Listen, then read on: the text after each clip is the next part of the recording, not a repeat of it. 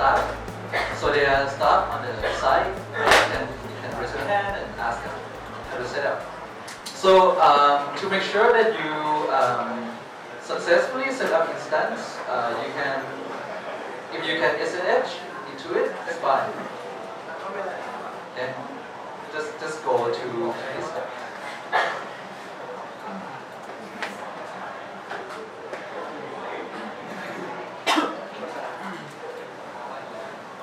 The link to slide how to set up EC2 instance is here.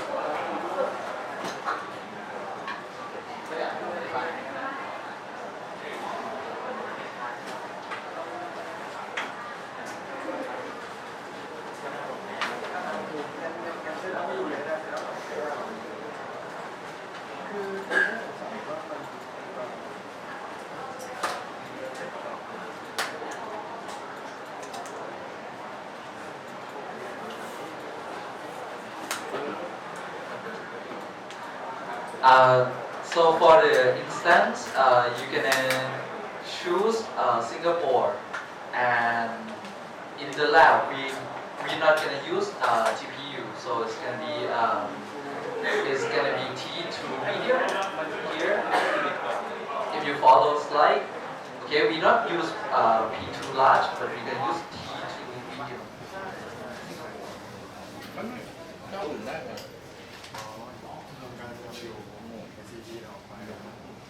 ข่าวเร็วๆสุดท้ายเดินมา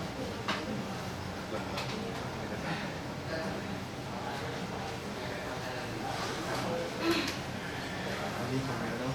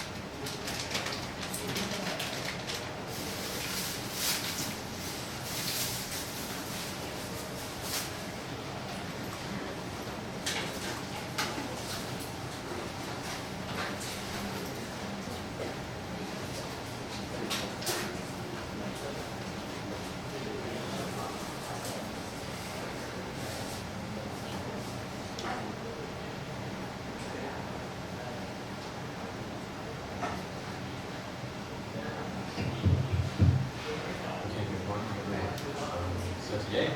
We start with the second session of NLP, and then this is the second session. And then, so today we also have new topics on currently the new speaker. That enjoy the journey of natural language processing that we are doing. Alright, thank you, and good morning everyone. Okay, so let's go to the second part of the natural language processing talk. So today I'm going to talk about recurrent neural networks. So So here's the recap about 3 lectures that I'm giving here. Yesterday I talked about linear models and structured prediction. So no neural network. This morning I'm going to talk about neural language model and the applications of recurrent neural networks to tigers.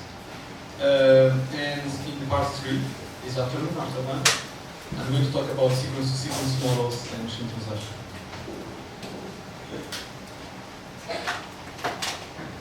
Okay, so why, what's the use of recurrent neural networks?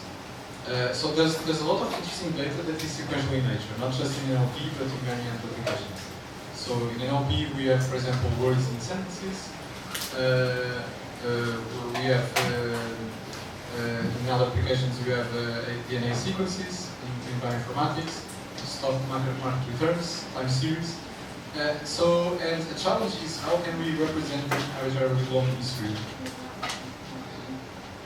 And so this is where recurrent networks become useful. So if you remember, and I guess this was covered in the deep learning basics, that was the class at the beginning of the week. So in feed-forward neural networks, we have something like some input X, then there is some affine transformation like this, Vx plus C, where V is a matrix and Z is a bias vector, and some nonlinearity G.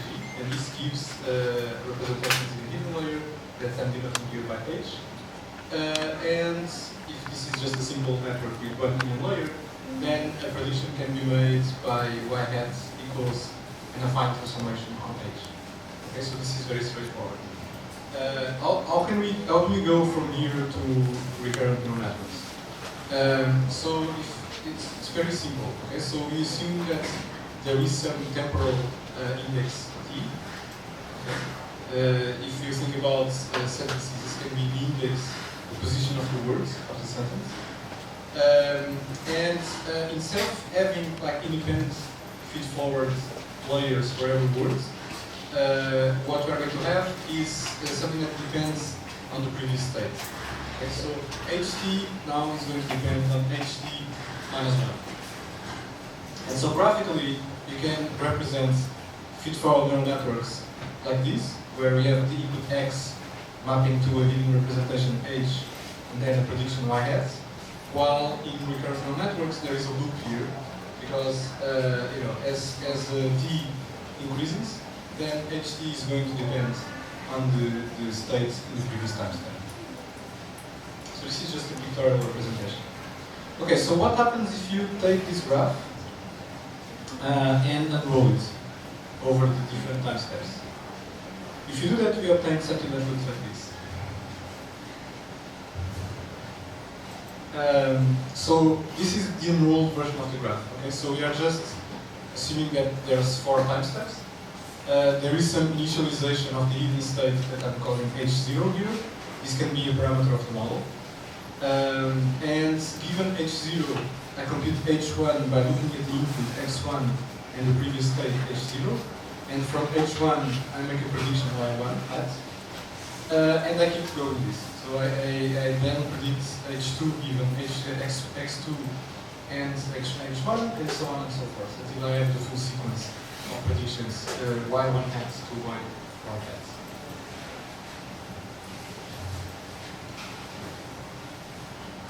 So in practice, if you want to do a sequence labeling task, for example, there's going to be a ground truth sequence Y1 to Y4 that we need to compare with our predicted sequence Y1 hat to Y4 hat, and we are going to incur a cost that accounts for mistakes that we are doing in this prediction compared to the ground truth.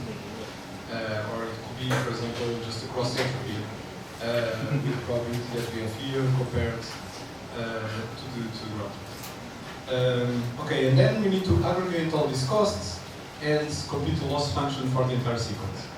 So I'm going to talk about that in a while. Okay, so this is a description of the recurrent neural network. How can we train the RNN parameters? So if you look at the unrolled graph, it's a well-formed computation graph. It's a DAG. Okay, so we can just apply the usual gradient backpropagation algorithm that I guess you learned in the beginning of the week. So is this true? Did you learn gradient backpropagation? Okay. And so one thing that makes RNNs different from other models is that the parameters are shared across time. Okay, so every time step, for every time step, the parameters that map from x to h and from the previous stage to the current stage, they are all shared across different time steps. This makes it possible to deal with sequences of variable size.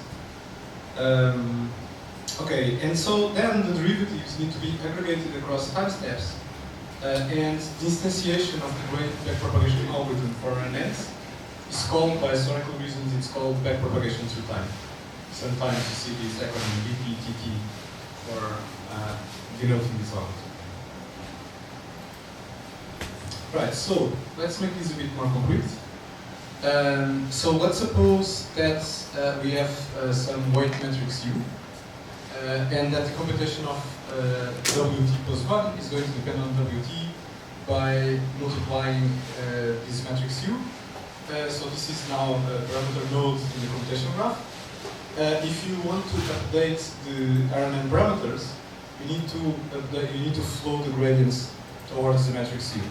And this is what's going to happen. Right? So because this U is shared across different time steps. So in other words, the gradient of the loss with respect to the matrix U, by using the chain rule, can be written as a sum for all time steps of the derivative of the state ht with respect to U, so the derivative of these parts with respect to U, times the derivative of the loss with respect to h.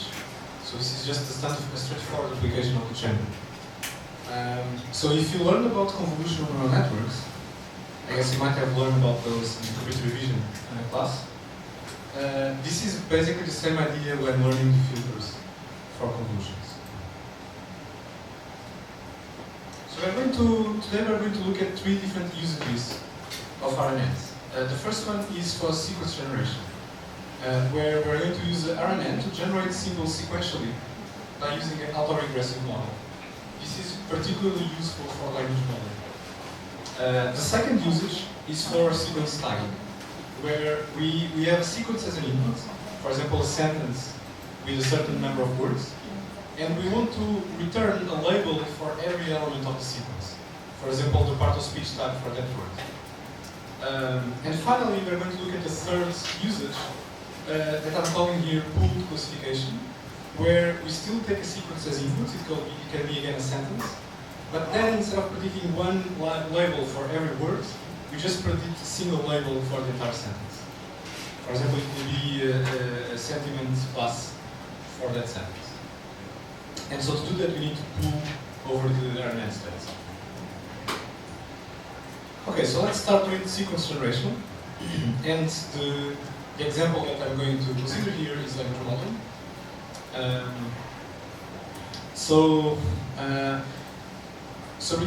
Recall what I mentioned yesterday about the different options that you have to define a probability distribution over strings. One of the extreme cases was a full history model, where we defined the probability of the full sequence starting from y1 and stopping in yl. We defined this probability as a product of different probability factors, where each probability is a probability of a symbol yi conditional on everything that is being outputted in the past. And so one question that I asked yesterday was, are we losing any flexibility by writing the joint probability this way? And I don't know if you still remember the answer to that question, but the answer is that we're not losing anything, because this is just applying the law of probabilities, right? We're just multiplying these individual factors, conditioning on all the past contexts. But on the other hand, despite this huge expressive power, there are too many parameters to estimate. So in particular, if the size of the sentence is unbounded, there are infinite parameters here to estimate. So we don't want to do this. We cannot generalize well with this approach. But one possible idea is, okay, maybe we still exploit full history, but we compress it in a vector, in a continuous vector. And this is exactly what RNNs do when applied to sequence generation. So yesterday we avoided the full history by considering a limited window, a fixed size window, a kth order Markov model. An alternative to that is to consider all the history but compress it into a vector. And this is what RNNs do. Alright, so what are the key ideas of autoregressive models? So the first idea is we feedback the output in the previous time step as the input in the current time step. So if you recall the computation graph that I had here, where xt denotes the input, and yt hat denotes the prediction at time t. What we are defining here is, in autoregressive models, we state the input in time step I, this could be t, as the previous symbol that was emitted at step t-1. Okay, so we are basically feeding the last symbol that was emitted as the input in the next time step. So the second key idea is to maintain a state vector hi for every time step that is going to be a function of the previous state vector and the current input. And this is the state that is going to compress all the history. And the expression for obtaining hi is going to be basically the Riemann equation. So hi is going to depend on xi, the current input, which turns out to be the same as the previous output that we have emitted before by this equation. Plus, it's also going to depend on hi-1, which is the state in the previous time step. Okay, so now we have a state at position I. The next thing that we need to do is to compute the probability for the next output. So we need to compute this probability distribution, which we are assuming here that it can depend on the full context.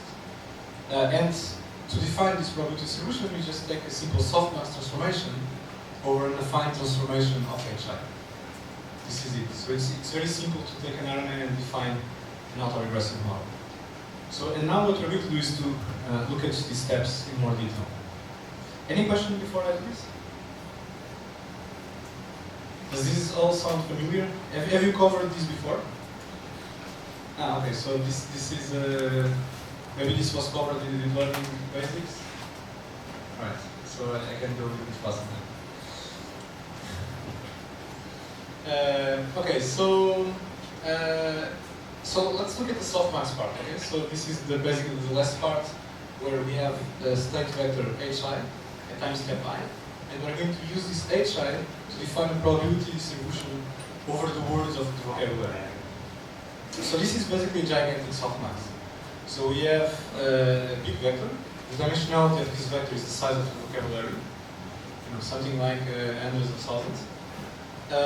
Each entry here corresponds to a word, and we want to assign a probability to every word.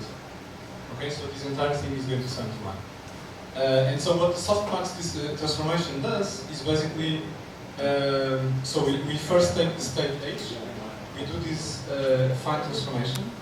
So z is now dimensionality, the size of the vocabulary, and now we just do a softmax transformation on z, which means exponentiating each coordinate of z and normalizing. And this assigns a probability value to every word. And based on these probabilities, we can then sample the next word and keep iterating in this process. So this is what the entire thing looks like. So we start with a special symbol that denotes the beginning of the sequence. This is the start symbol. So from the start symbol, there is going to be some embedding. So this is an embedding layer that computes a representation for each word that is provided as input. From this h1, he computes h1 conditioning on the previous time step h0. This is a parameter of the model because this is a special start state. And h1 also depends on x1. And then we have this mapping from h1 to a softmax. And then we're going to sample. So this node here denotes a sampling operation. We're going to sample a word from this softmax distribution and this is going to output, for example, the word I. Okay. Then for the next time step, I is going to be provided as an input, and we take the embedding of I as x2. From x2 and h1 we compute h2. From h2 we compute this vector, the softmax vector. And then again we sample and we get the word like, and we keep doing this until we generate the stop symbol. So this special thing denotes the stop symbol. As we generate the stop symbol, we are done with generating the sentence. And this is the sentence that we are outputting. And so overall, we define, by following this process, we have a probability value for every sentence string that we can generate. Is this clear? Okay. So this is called the autoregressive one. And so the relevant algorithms that we can think about when generating a sequence using RNNs are sampling the sequence from the probability distribution defined by the RNN. This is what I just showed how we can do. The second problem is computing the most probable sequence. The third one is how to train the RNN parameters. So sampling the sequence is very easy. It's basically the picture that I had in the previous slide. So this is basically the recipe for sampling a full sequence by following the steps in that diagram. What about finding the most probable sequence? So this is a hard problem. Okay. If you want to get the sequence that has the maximum probability according to the probability distribution defined by the RNN, this will require obtaining jointly the sequence y1 to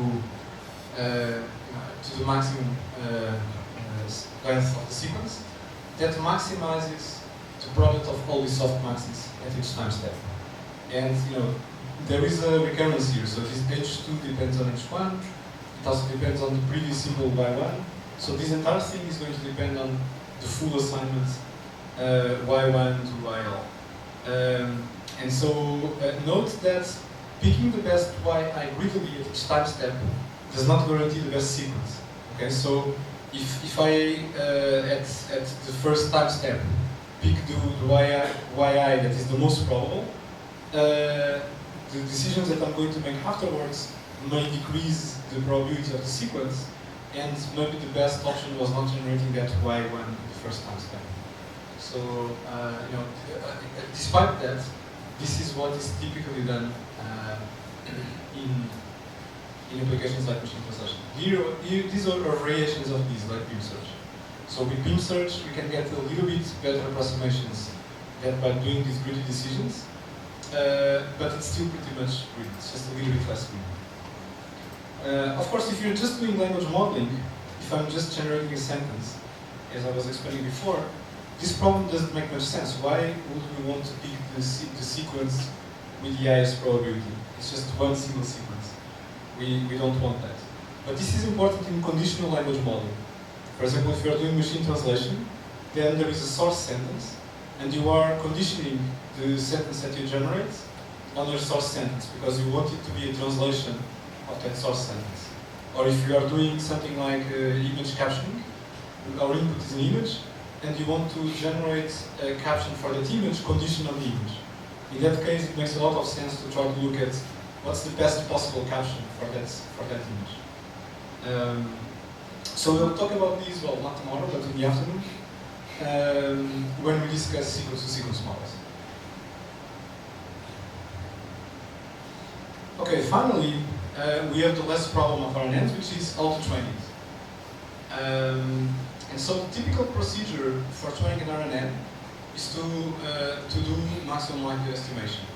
So in other words, we train the RNN to minimize the cross entropy or the loss, which I'm guessing is the loss function that you learned already. Right? So this means that for a particular sentence, so let's suppose that we have a training set containing sentences that I'm denoting here y1 to l, so this is a sentence of all words. We want to maximize the probability of that sentence according to our model. So we want to pick the data denotes the model parameters, we want to pick the model parameters that assign probabilities as big as possible to the ground truth. And this can be written by, since the product of probabilities, the log of the product of probabilities equals the sum of the log probabilities, we can write the probability of the entire sentence as a sum of log of p of each word conditioned on the previous word. Okay? This is basically what makes it possible to decompose our loss function for the entire sentence as a sum of losses for every word that the model is generating. So this is equivalent to minimize perplexity. I don't know if this was already covered, but perplexity is basically an exponentiation of this loss. So it denotes like when the model sees a word at the ground truth word at a particular position, how perplexed is the model by seeing that word? Okay, so we don't want the model to be surprised when it sees a particular word because we want it to assign a high probability to that word in the first place. If you have a good language model, the model should assign a big probability to the words at each position. And so one equivalent way of saying that is we want to minimize the perplexity of the model. Okay, is this intuitive? Any questions so far?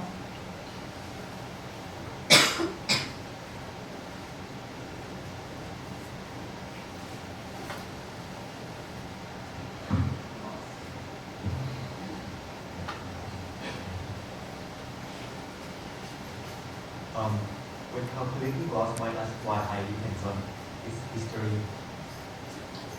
So this is basically okay. So this is the sum of the log of these probabilities equals the log of the product of these probabilities, and the product of these probabilities for every time step I equals the probability of the full sequence, right? This is basically this equation, right? So I'm just taking the log of this, and this becomes the sum of log of these terms. And now the RNN offers a way of modeling this probability distribution at every time step by compressing the context. So it compresses the context in a single vector. Which means that we have a way, by using our softmax distribution, we have a way, as we know the ground truth yi, we have a way of obtaining the probability value of that yi conditional on the full context, given our current model data. Does that make sense? Any further questions?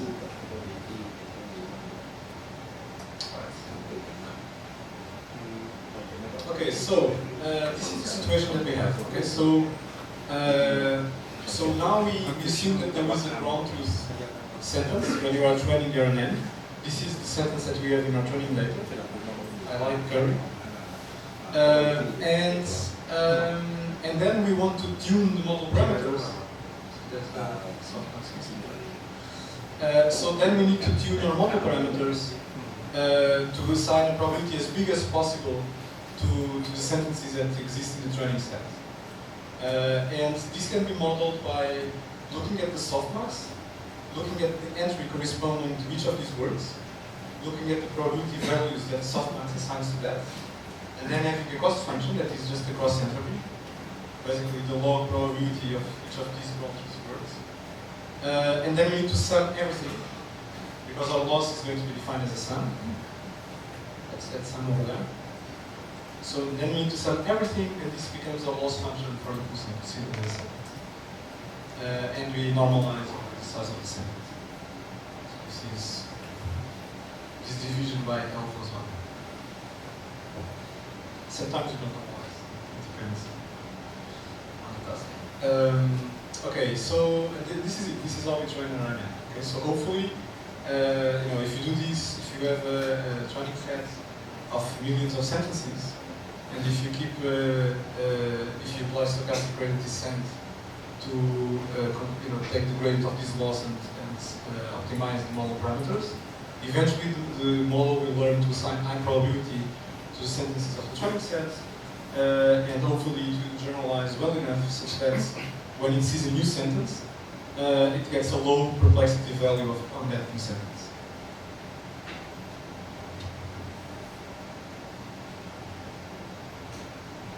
Okay, so one interesting point about RNNs that makes them different from Markov models, from n models, is that RNNs never forget. Okay, at least in theory, they never forget. So they keep the information for the full context.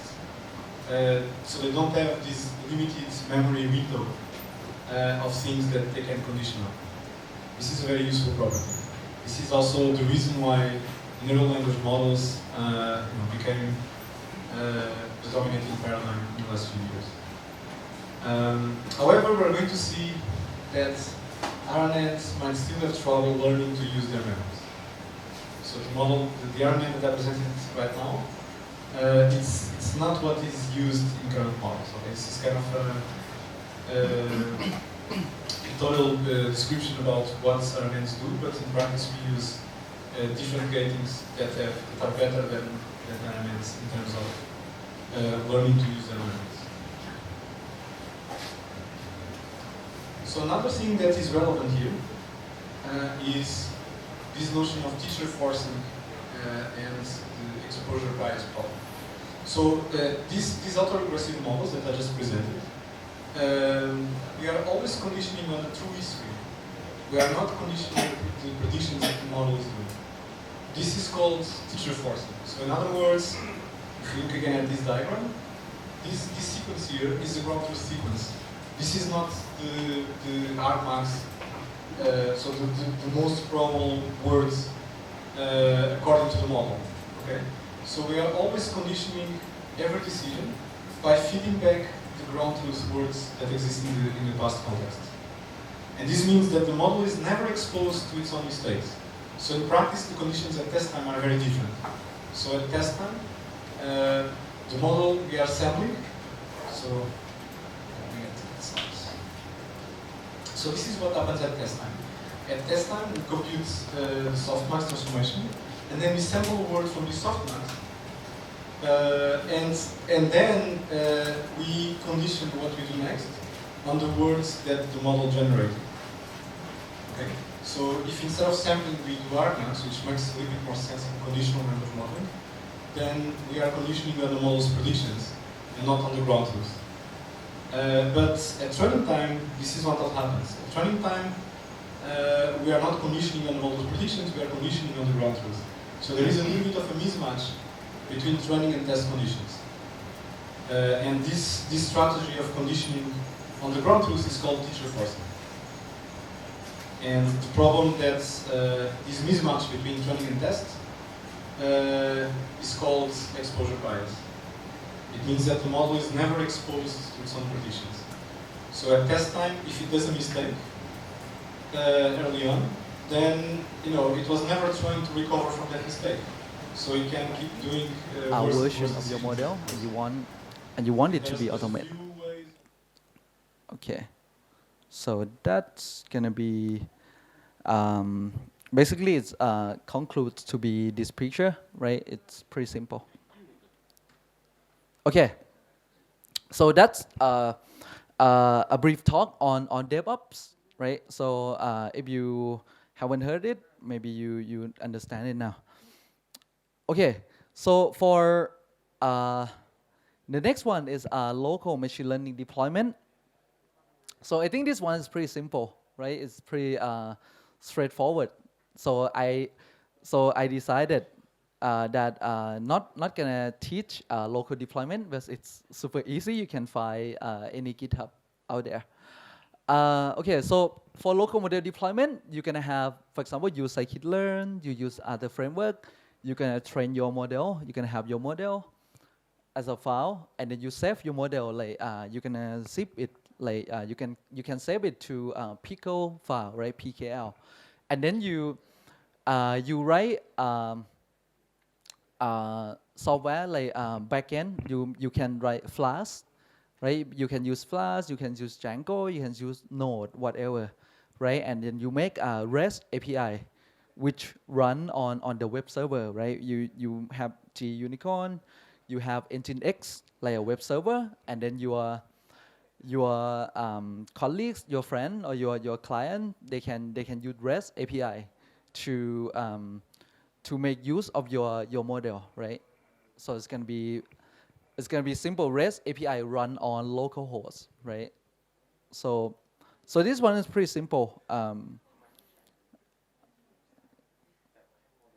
Okay, here's what we're gonna work on. Okay, so if you want to be like more professional and you want to deploy your model, your deep learning, your CNN, your unit model on production, one choice is to use TensorFlow extended and TensorFlow serving, which we're gonna go over it. Okay, so if you look at this image, this one is kind of like general machine learning research workflow, right? So it's pretty much like the same like other workflow. So you have solve data, you do data pre-processing, you develop model, and then you end up with reports. You end up with papers, right? You're not gonna go this way, right? So most of paper end up here, right? So with TensorFlow extended, okay, anyone use it before? Anyone use TFX, TF serving? No? Okay. Okay, maybe if it's your first time, maybe it's okay. I can go like a little bit slow. Okay, so for TensorFlow extended is like end-to-end platform for deploying production machine learning pipeline. So basically, it's gonna help you to take your model, your research model to production. It's really hard to get started. When I go through this website, TensorFlow website, and read about it, it's really hard.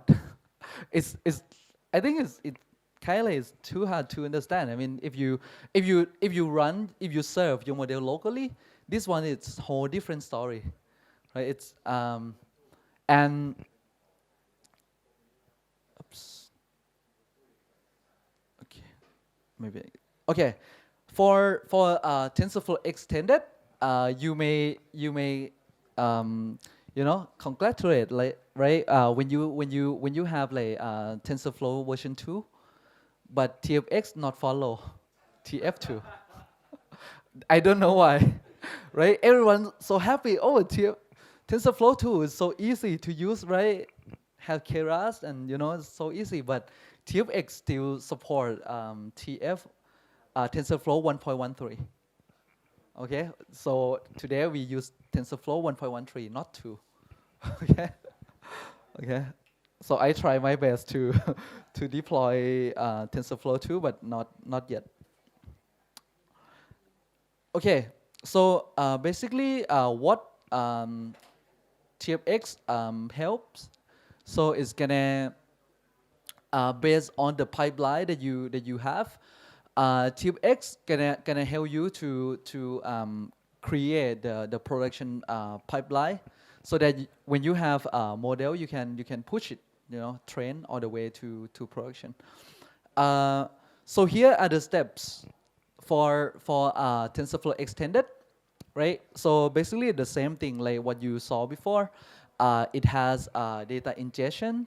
We call it component, right? So for the data ingestion, they have a component called example gen that I'm gonna talk later. So now just listen to it. They have TensorFlow data validation. Many framework doesn't have data validation. You don't validate data before feed to your model, right? But TensorFlow TFX, it has statistic gen, schema gen, example validator. Don't know it, doesn't matter. So we have another slide. Then you can do features transformation. TensorFlow has component called TensorFlow transform. Then you're gonna need to train your model, right? So TFX also have the component called trainer. One thing about TFX is support only TF estimator. Okay, just the estimator. And then you're gonna do model analysis, right? You're gonna need to evaluate your model. You're gonna need to validate your model, right? So how they do it? Slides coming up. And after you get your model, you validate it. You want to push it. Okay, you're gonna push it somewhere, right? You're gonna push it to some storage, maybe like S3, maybe like Google Cloud storage somewhere, right? You push it to storage. After you push it, you're gonna need to serve it, right? We call TensorFlow serving. So when you want to serve it, there are three choices for TensorFlow. They have TF serving. You serve to the server, right? You have server running like EC2 instance. You use TF serving. You can serve it to JavaScript. They call TF.JS, and you can serve it on edge devices like Raspberry Pi, like Intel NUC, right? You can use TF Lite on it. So we're gonna show you on Friday how to push model to Raspberry Pi. So if you get excited, maybe it's coming up on Friday. Okay, so it's not net load.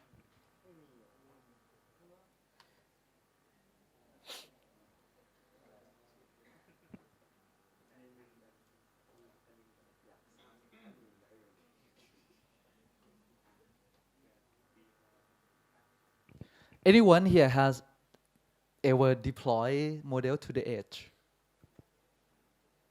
Not yet, right? It's pretty fun.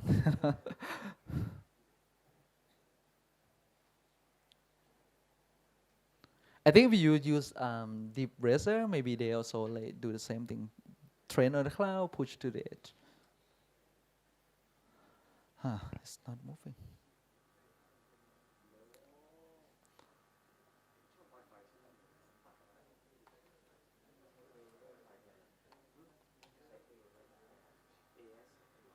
Okay.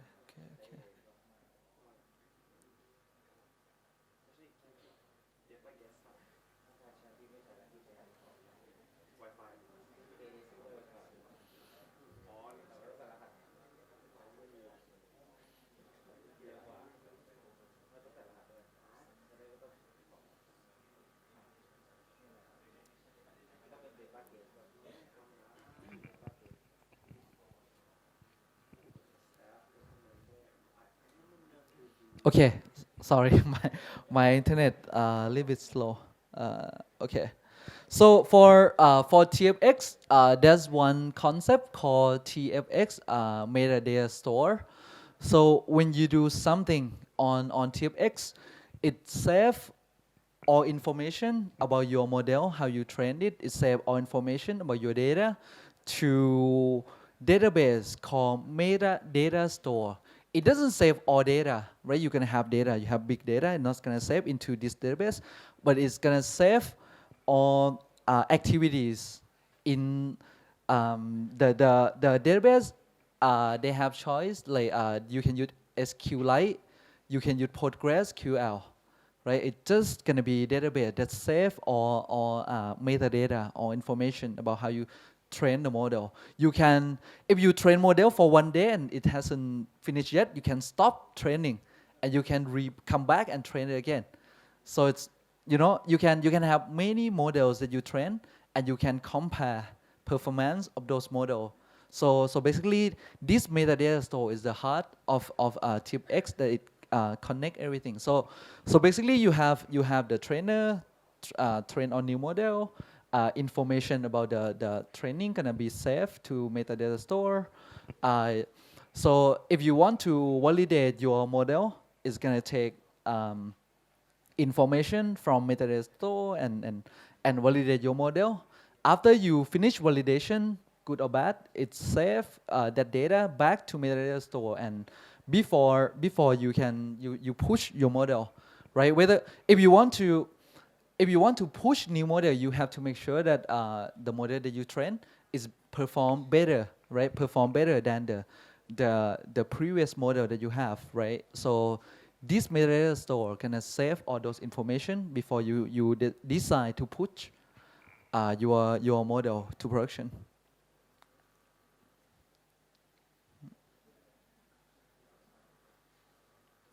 Okay. Okay, it's good.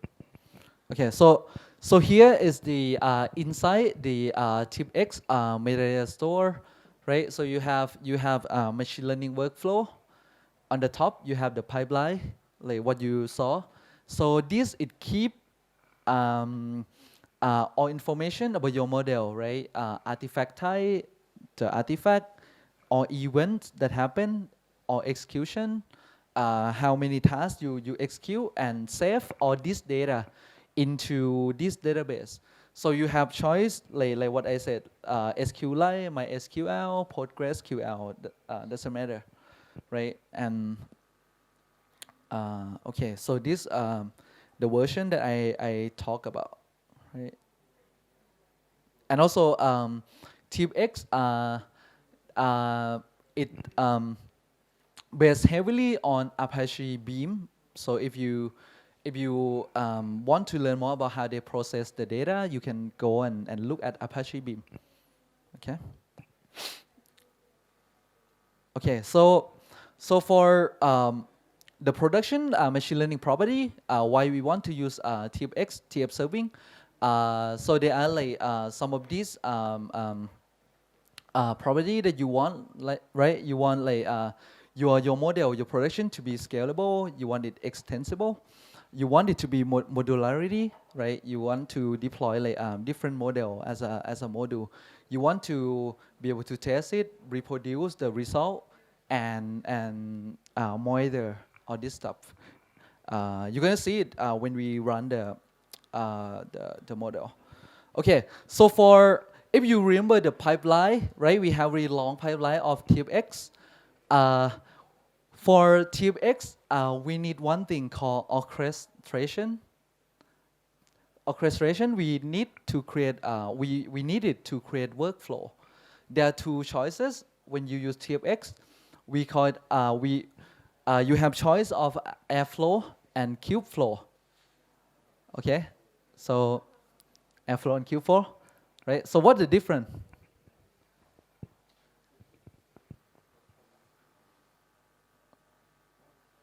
What the difference? Anyone use Kubeflow?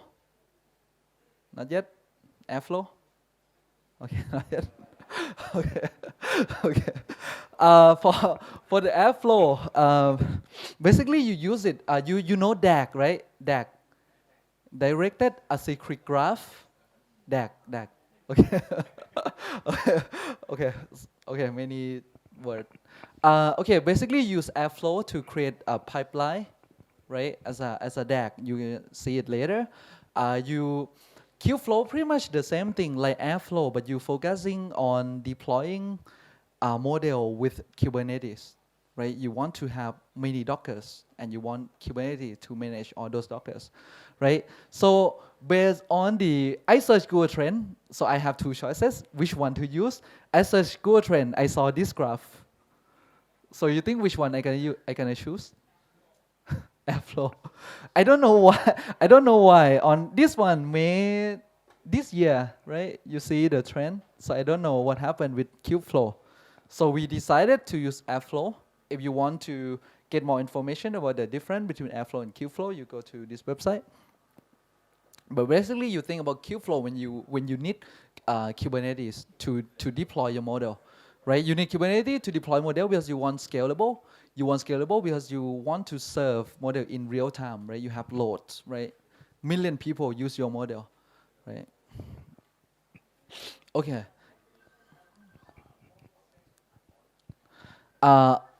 Orchestration. You need orchestration to create the pipeline, like this one. Okay, so you can see later what I mean for the pipeline. And let's say if we don't have a lot of instances to control, do we still need the orchestration platform? Still. Still. You still. right? Because you need to create pipeline, like you need to download the data, do some pre-processing, transform the data, have to train it, right? You need this pipeline, and you want it to be automated. Okay. So basically to use it to manage the whole thing, the Right, whole right, pipeline. right. We're gonna do it tonight. Thank you. Okay. So here's information about the airflow. So basically, you can think about. I think you guys used to use cron job, right? You know cron, right? Schedule, right? So airflow is pretty much like cron, right? You want to create some schedule, right? So pretty much the same thing. You can use airflow to be like a schedule management. Every 5 minutes, you want to download data from Facebook. Every 1 hour, you want to extract data from Twitter or something, right? So basically, it's scheduler management. It can use to create graph that we call workflow. Um, if you need more information, you can go to search for Apache Airflow. I think it's pretty useful tool to use. And I think many company they has already adopt Apache Airflow into their data pipeline, right? From getting data, cleansing data, train model. Okay, so this one, what I mean by directed acyclic graph in Airflow. So basically, I think if you guys like know about like has been studying about blockchain, right? So many people in blockchain they also talking about this one, right? Blockchain is like one line, right? Right, one single line, block, O block, right? But for there another concept called block DAG, directed acyclic graph, that you can create like different branch of your block. So it's pretty much the same thing, right? So for this one, right? If you look at this DAG, right? You remember the CSV, the example chain, right? So we have example chain, we have statistic chain, we have schema chain, example validator, all this stuff, right? So with DAG, right? You can create this pipeline. If you look at this one, if you look at this component, it can run after these two component has been run. Okay, so basically you can schedule and create DAG so that this one cannot run if this component and this component hasn't run before. So basically you can create sequence of tasks and let it run, right? So you cannot train the model if you haven't transformed your data, or if you don't have a schema of your data, right? So basically you can construct this DAG and put it in sequence. Okay. Any question on this? Still good, right? Okay. Okay, so this exactly what I told. Okay, so this is Airflow. For the Airflow, you can create. So this one we call DAG, right?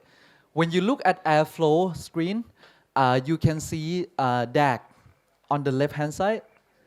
Like that one, it's a taxi example. It's called taxi DAG.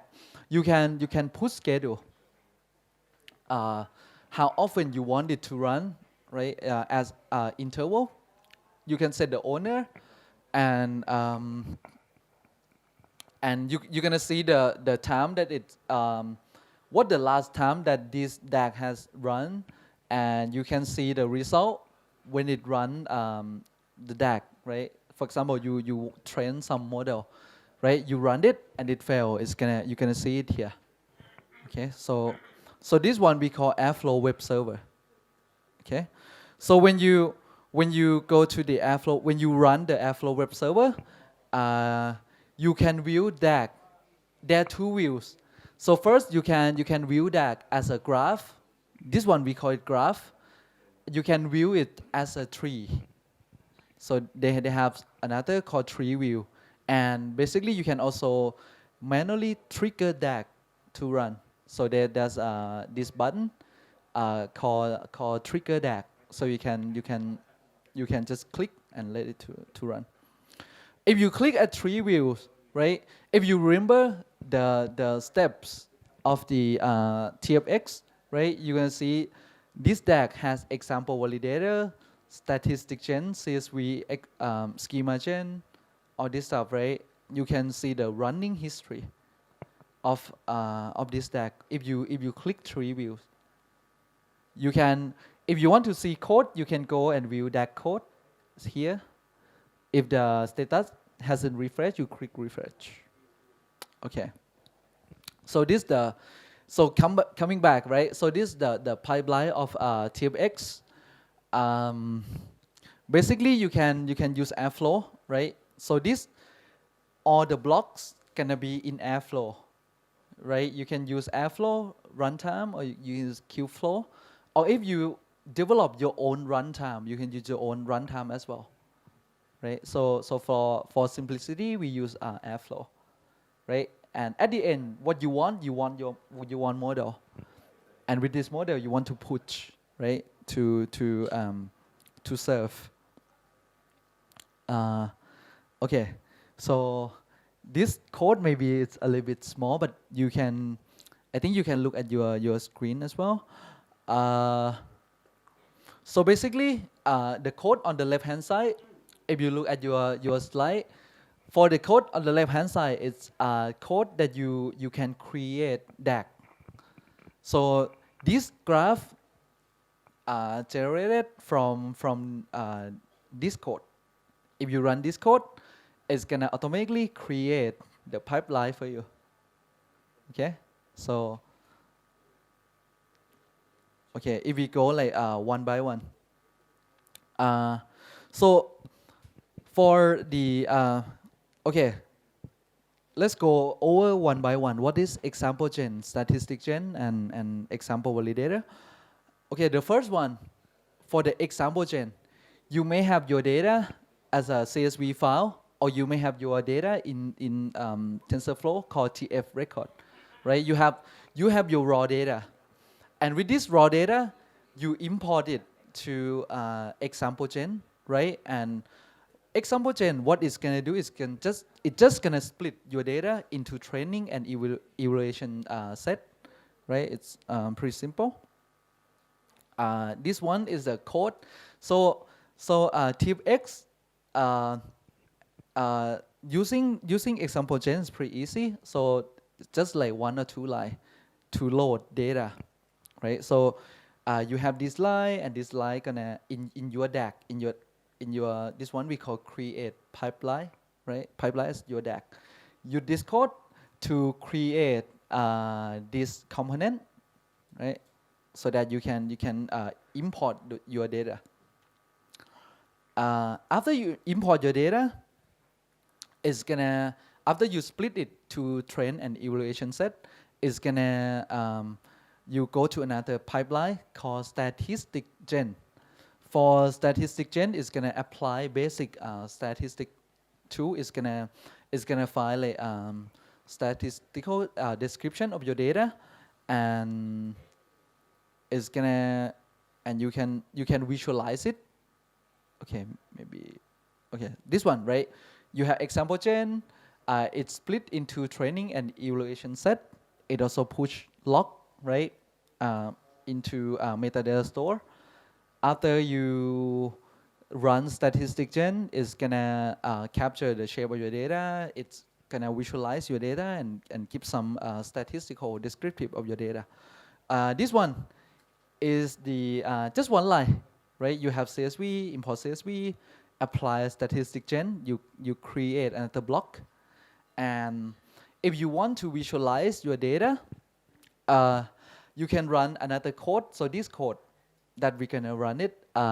So this is the example of taxi, New York taxi, I think.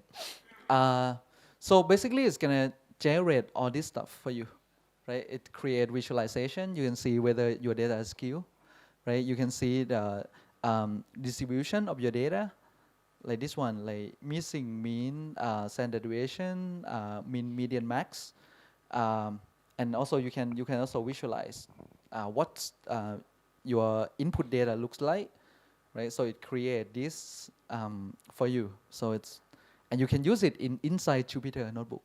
So it's pretty easy. And then after you get statistical descriptive of your data, you go to schema gen. So schema gen will consume statistic from statistic gen. What schema gen gonna do is gonna look at your data. It look at statistic description of your data, and it's gonna generate the description of your data, like what is the expected feature, what's the data type, what min and max of your data, right? It's gonna see range of your data, what's your data type. So basically, if your input data, right, go like out of the like outlier, it can detect outlier of your data. So basically, it's gonna create expectation on your data based on statistic gen on previous step, right? So it can, like we say, it can expect good data that you import to your model. Yes. Sorry to bother your presentation. So to build a schema gen and some static gen, in practically there are a lot of data types. So how is handled? So you have to, let's say video data, image data, and some are combination of video and something like text data. Some are formatted, some are unformatted. So are there any pre-processing or what kind of process you have to handle? Or it's really automatically working, or I have no idea. Actually, you can also customize the code as well. So this one's kind of like you have very basic CSV data, but other data you can also customize the code how you want to pre-process it. I see. So it's like abstracting. I see. Right. Thank you. Okay. Okay. So with this, you can, after you create schema, like expectation of your data, you gonna go to another one. It's called example validator. So it's you have two inputs, statistic gen and schema from schema gen. It's gonna validate your data, right? What it's gonna give is gonna give anomaly report, but it no expectation of your data already, right? So this one is pretty helpful, right? So like missing feature, wrong feature, something like so basically this one, the third one is pretty helpful, right? Yes. TFX, right? Because you have to import all those library, right? Yeah, you can modify. You can modify the code. It's open source. Okay, and one thing, one keyword that I think is good to know about it. They call it training serving skill. You heard it before? Training serving skill. So basically, it's kind of like when you run your data through all these steps. So basically, it's gonna be like if you train model somewhere, right, and you serve it, that's gonna be some mismatch about your data, like how you pre-process data, right? So with this step, it's gonna, if you use TFX, it's gonna make sure that your data go through the same pipeline. When you train your model, it's gonna go through the same steps, same pipeline, right? If you serve it, your data, your input data, gonna go to the same pipeline. So it's gonna reduce training and serving skill, right? Because most of the time, if you train on somewhere, deploy on somewhere, you're gonna have this problem called training serving skill. Okay, so after okay, sorry. I'm not clear what is the expect value is it a predict value in the future? No, expected value, right? So basically, when you run statistic gen, you can see this one like min, median, max, right? Like basic descriptive, statistical descriptive of your data. So basically, is if you have outlier, right? If you have, for example, the sample length go over like maybe like 10, it's over maximum. You can this schema gen it can detect. So when you put statistic gen and schema gen, which is the expect value to example validator, you're gonna see anomaly. Right, so it's kind of like expectation of your data because you already know the statistical descriptive of your data. TFX, right. You're gonna see it later. Okay. So after that, right, you're gonna go to the example validator. Then you're gonna see because you want to check for anomalies, right? After that, you're gonna go to transform. You have data from example gen. You have schema from schema gen, right? And then you're gonna transform. So the way that you want to transform your data depends on yourself, right? You're gonna write code here how you want to transform your data, right? So after you transform your data, what you're gonna get graph. Okay, you're gonna get the transform graph to be ready to for the training step. Okay, we just go with and then you're gonna, right? So basically you gonna the input to transform step, you need example gen, you need schema gen, and you need your code, right? Your code gonna define how you want to transform your data, right? You transform it, you get a transform graph, transform data, and then you push to the trainer, right? Okay. So this is the transform concept, right? You gonna based on your data and schema gen, right? For the schema gen, gonna know it's gonna understand your data, right? Whether your data is categorical feature, it's whether it's can be bucketized, like this one. You can bucket latitude, longitude, the location, right? You can like from vocabulary feature, you can change it like one hot encoder, right? String to int, or you can have like float feature that you can scale it to z-score, right? Like you standardize it, and then so this one actually depends on you, so that you can write your code to transform it, right? And map it to, and you label it, right? So just mapping X and Y, right? Okay. So the code on the left-hand side is the code that you can write the transform. We're gonna look into it later. So when you create the transform pipeline, you're gonna get another component here called transform. Okay. Okay. So this one, right? So okay. So this one we call predefined function from user. So it's up to you, right? The code is up to you. And then the trainer. So you're gonna train your model from the pre-processing data. Like I said, it supports TF estimator, right? And you're gonna need your, okay. So for trainer, the input you need from transform, you transform your data. You need input from schema gen, and your code, right? How you're gonna train, right? So you can write your TensorFlow code here, right, at the trainer, right? After you get the model, you want to evaluate it, right? You have evaluator, you have model validator, right? What is it? I talk about it later. And then if it's good, you push it with the pusher, right, to deploy. Okay. So with this one, right,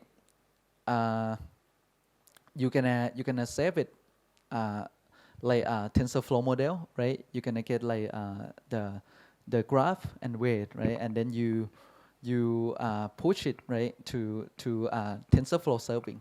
Okay. So all the step I talk is about TensorFlow extended TFX. Okay, we not talk about serving yet. You after you get your model, you satisfy with your model, we push it and then we serve it, right? TensorFlow serving come after this. So all step I talk TFX. Okay, and when you train, oh by the way, when you train, you can also like visualize it using TensorBoard. Okay, we also gonna run the TensorBoard, right? Looking at accuracy, looking at average loss, right? All this stuff. Okay, so this is a code when you set up code for training, right? So this one is okay. We come back and we go later. When you run this code, you create another component on the DAC, and so when you train it, you want to evaluate the model performance, right? So for evaluator, you need two things. You need example gen your data, right? Because for example gen, you already split data to eval set, right? You put the eval set and model to evaluate the model so that you get the evaluation metrics, right? And this one is the visualization of the evaluator. The good things about this is like you can see the result of evaluator, right? Evaluation set. You can see the slice of the prediction, right? So most of the time, if you don't use TFX, you don't really see this. But if you use TFX, you can slice the output, right? So it's pretty helpful, and you can see whether your prediction with the distribution of it, whether it's skewed, right?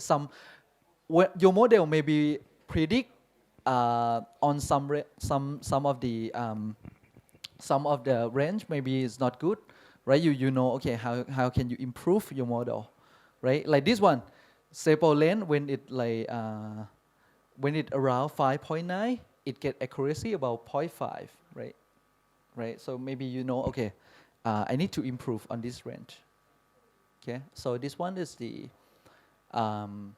visualization of the model validator. You can slide the output. Okay, like this one, right? So all other range is good, but this one is not good. Okay. Okay, then you run the code, you get evaluator component. After you evaluate the model, right? So for the evaluator, you just look at the model itself, right? For model validator, you want to compare your model with the previous model that you trained, right? So you compare the new model performance with the baseline, right? Your baseline may be the model that you already deploy, right? If it's better than the model you already deploy, you're gonna push it, right? So for model validator, you need example gen, you need trainer, right? You need another model, and you want to validate the outcome, right? So this one model X2, meaning that you need two models. You need last validated model, the model that you already deploy, the model that you already trust, right? And you need new candidate model, and you want to see which one's better, right? If the new candidate model is better, you gonna push it to the pusher, right? Okay, so you can select the model which one to push to the destination, right? You have three choices: serving, JS, and TensorFlow Lite. Okay, so this one, after you validate the model, you can choose which one, whether the new one is better than previous one.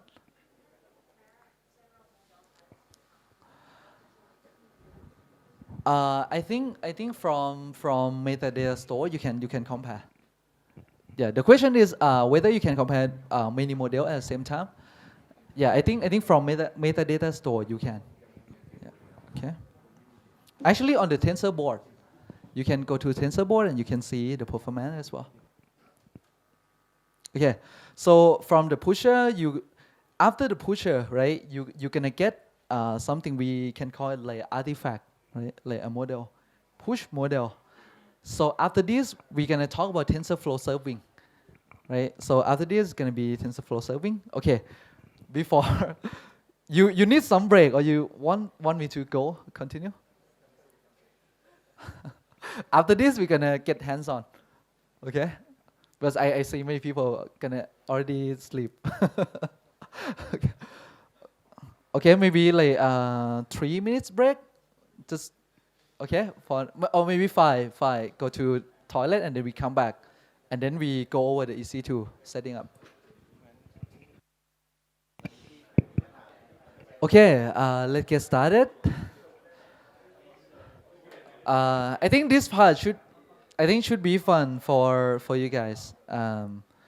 Okay, we can run TFX on EC2, so that gonna be the choice that we prefer.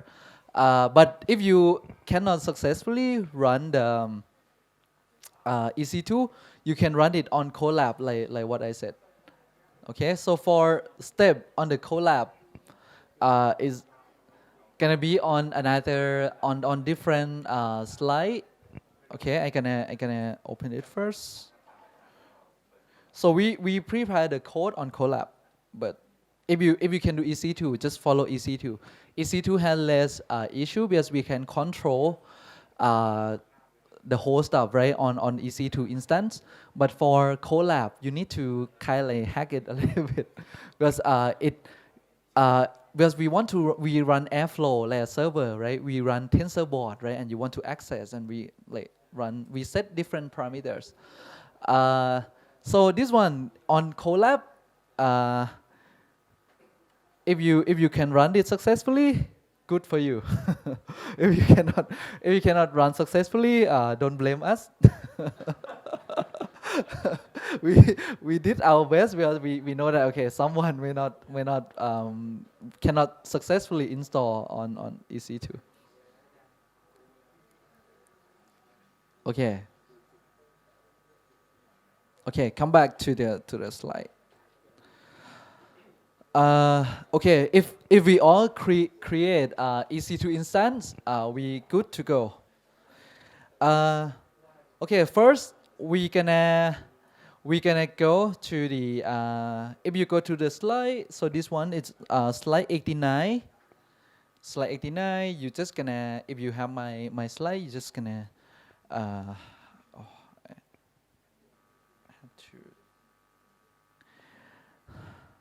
Okay, it's gonna be. I think it's gonna be small, but I think I do it this way. It's easier. No, it's still not easy. I just try to find a way so that I can copy the code. Okay, first you copy the code.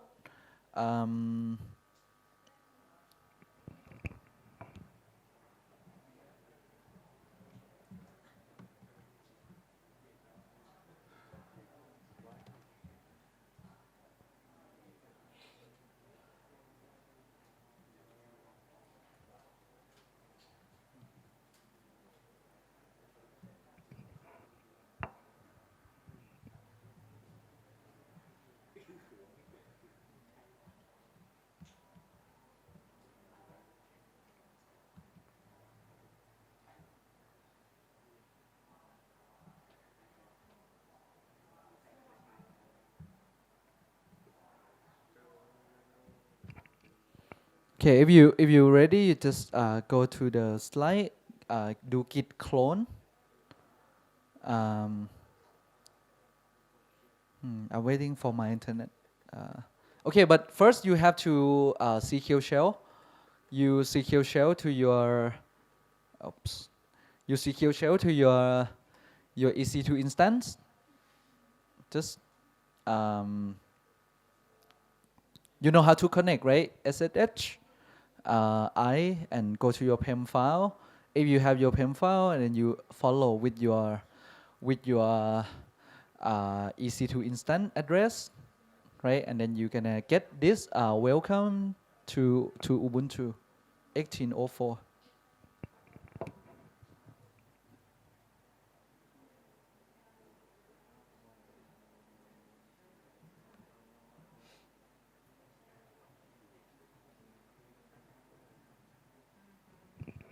Okay, and then if you after you got into your instance, you can copy this one git clone. You clone the repo, right? You clone this repo to your EC2 instance. Run the git clone. Okay, so for me, I already have the folder, so it's gonna say it exists.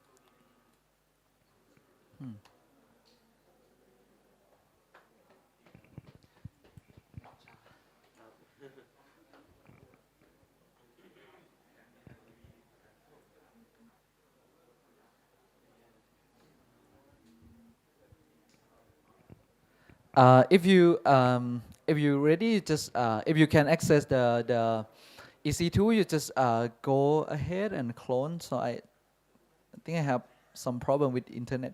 So let's see.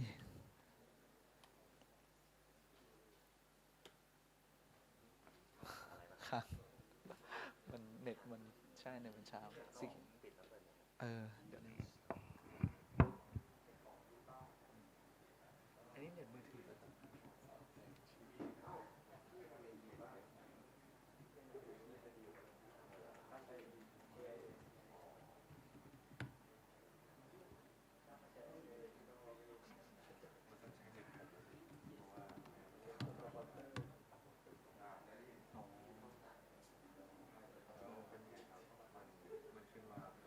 ไม่เวลาพี่พิมพ์มันโคตรช้าเหมือนว่ามันทราฟฟิกมันของสไลด์ของอเมซอนนะแบบว่าแย่งกันมากอธิบายทีละขั้นเลยผมว่าทุกคนฟูดึงกิฟต์อยู่แล้วมาหมดตอนนี้ใช่โอ้แต่มันก็ใช้ได้ต่อทีแล้วปีใช้ต่างๆมันอินสแตนต์มันไปเยอะมากเลย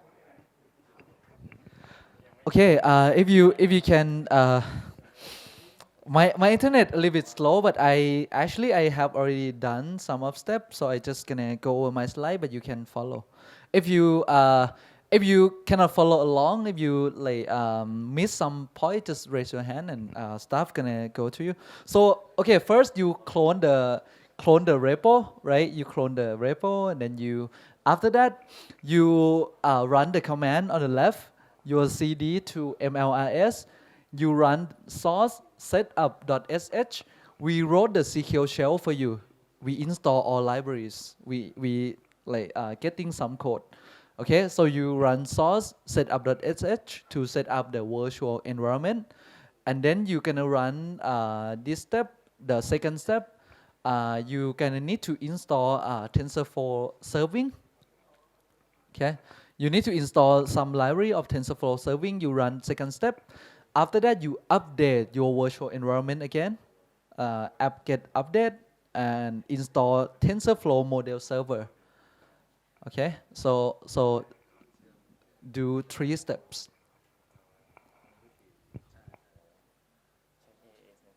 Huh?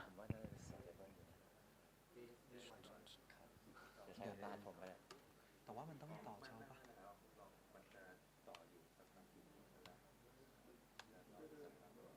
ยังพอได้อยู่ถ้ามีปัญหาเดี๋ยวค่อยสรุปโอเคได้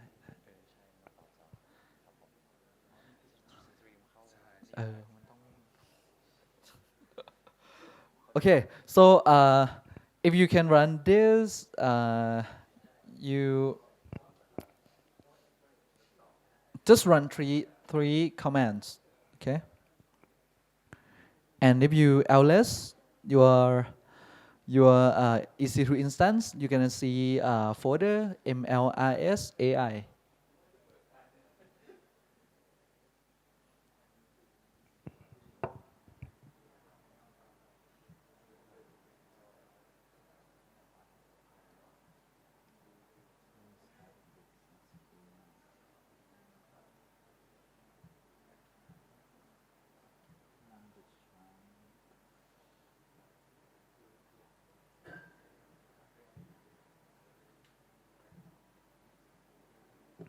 Okay, I try to change size of my. Okay, maybe it's.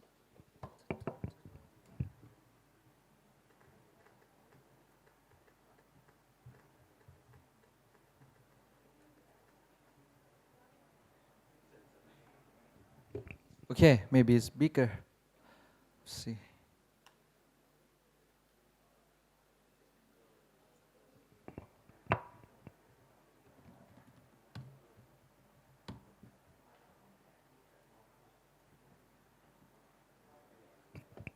Okay, I think should be better. Okay. So you cd to mls, run other file, right? And if you want to know what's going on the setup.sh, okay, I can this one. Okay, basically what we do on your instance, we set up some path for the airflow. We export some variable inside the instance, install Docker, install Python 3, install virtual environment, activate the virtual environment here, we pip install all this library on your virtual environment and create the Airflow folder, right? And create a database for Airflow. This one, Airflow initdb, right? So you need a database to store metadata, right? Okay, and we have some of the example file iris. Okay, the reason we chose iris because if we do deep learning, we train on image. It's going to be a very long time. So we want we don't teach how to train, but we teach how to get started with TFX and TF serving. Right, this is going to be easy enough for everyone to understand.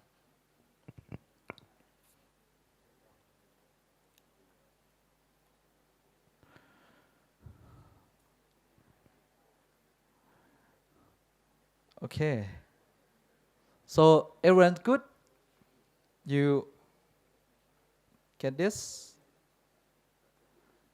Okay, next step, if you haven't used a screen before, it's gonna be a little bit confused for the first time, but it's nothing. It just you can open many screen on your instance, right? Like you can like run different screen on the instance, right? With one screen, you run one operation, right? Okay. So next step, you run another screen. We run another screen because we want to run Jupyter Notebook. Okay. So we have different process. We have Jupyter Notebook. We have Airflow, right? So we want to run multiple process but we have only one. Terminal, right? So we run screen. We run screen, and with this screen, it's gonna open another screen. Another screen is like you run multiple terminals. Okay, it's kind of like you run multiple terminal, but you use screen command to run on one terminal but multiple screen. Okay, so now when I run screen, I hit enter, right? I come to another screen, right? The previous one still there. I can tell you how to go back. Okay, so now we open new screen. With this new screen, we activate the virtual environment, and we want to run Jupyter Notebook. Okay, just follow the slide.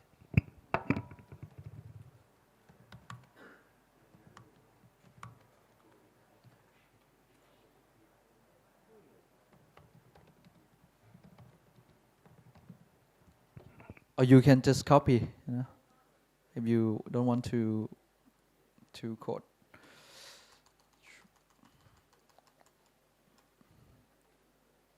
Okay, right? You run Jupyter Notebook on your local IP on port XXXX. Just click. Okay. If you get this, good. You have Jupyter Notebook running on EC2 instance. Okay. Copy the token file. Copy the token file. Okay, good. Copy the token file. Now you want to keep this screen running. You want to keep this screen running, and now if you want to keep screen running, you want to type another command, right? You have to go back to the previous screen. You click Control A D together. Don't lift your hand. Control A D together, same time.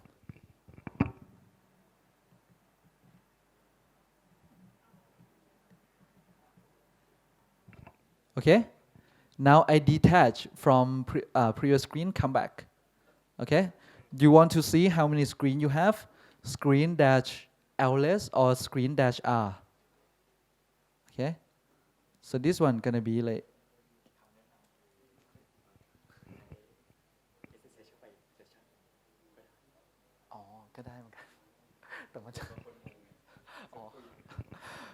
If you don't want to use screen, you can also like open terminal and SSH, right? So the same thing. It's the same thing. Okay. But if you use screen, it's like for me it's like easier. Okay. So basically you're gonna have just one screen. This one I run like previous process. So that's why I have many screens, but you're just gonna have one. Okay. After you go back, now your Jupyter Notebook is running, right? You just need to find your IP address, right? You go to your instance and you find public IP address. You find the public IP address of your instance, like this is my public IP, right? You go to your AWS, find public IP, then you can add port, right? XXX, and then you add token. So the same thing with the slide, just follow the slide.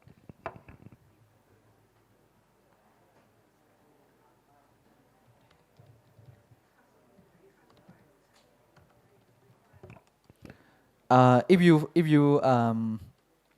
forget your token, you can go back.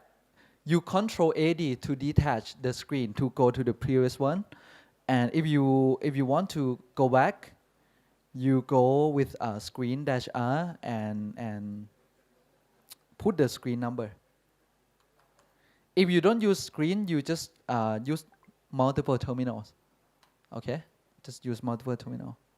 So this one I come back, I copy my token and put this.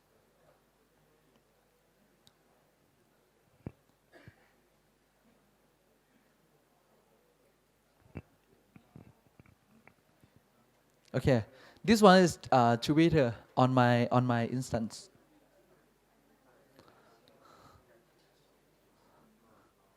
So everyone good? If you get confused with the screen, again, just open multiple terminal and SSH to whatever terminal you want to have. Okay.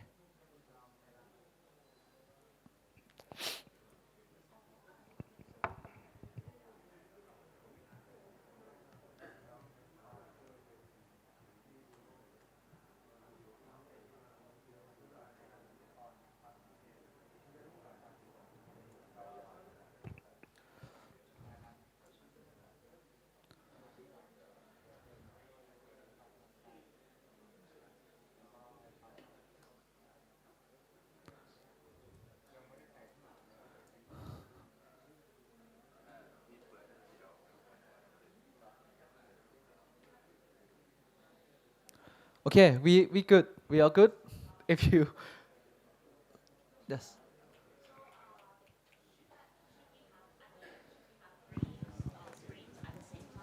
Yes. For TF server. Yes. One is for Jupyter Notebook, and the last one is for Airflow server. Right, right. You So three. remember the Three of port we them. opened, right? We opened Yeah. 4 ports, right? So we're Uh-huh. gonna have 3 screen, Okay. right? But for four ports, are all of them under like 8888? No, different. We set No? egg for Jupyter. We set 8060. Oh, No, yeah. 80, right? So 80. based on what we said Yes, in the yes, instance. yes. Right. Thank you.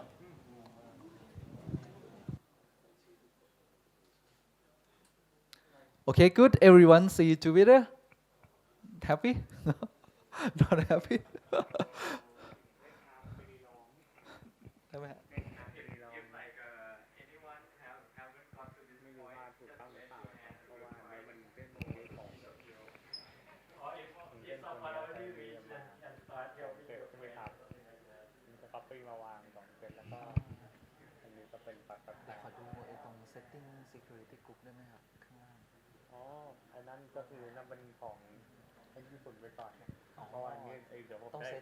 security group ก่อนเพราะว่า security group อาจจะยังไม่เสร็จไม่ได้หรอครับใช่ครับลองกดอันนี้ได้ไหมครับลองไปข้างหลังกดอันนี้ครับผมใช่มัน security group ยังไม่กดโดนอันนี้ security group น่าจะกด inbound ลงมาข้างล่างครับอันนี้ security group ไม่ได้เสร็จต้องกด edit เราต้อง add พวกนั้นก่อนพวกนี้เข้าไม่ได้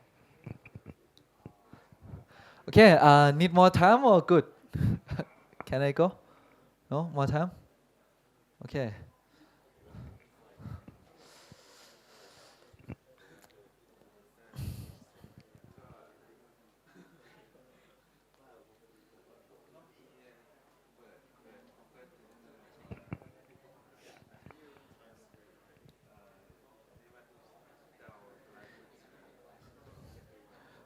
So basically you have to find in the slide, right? So run Jupyter, get token, go back EC2, find public IP, and put your token. So then you can access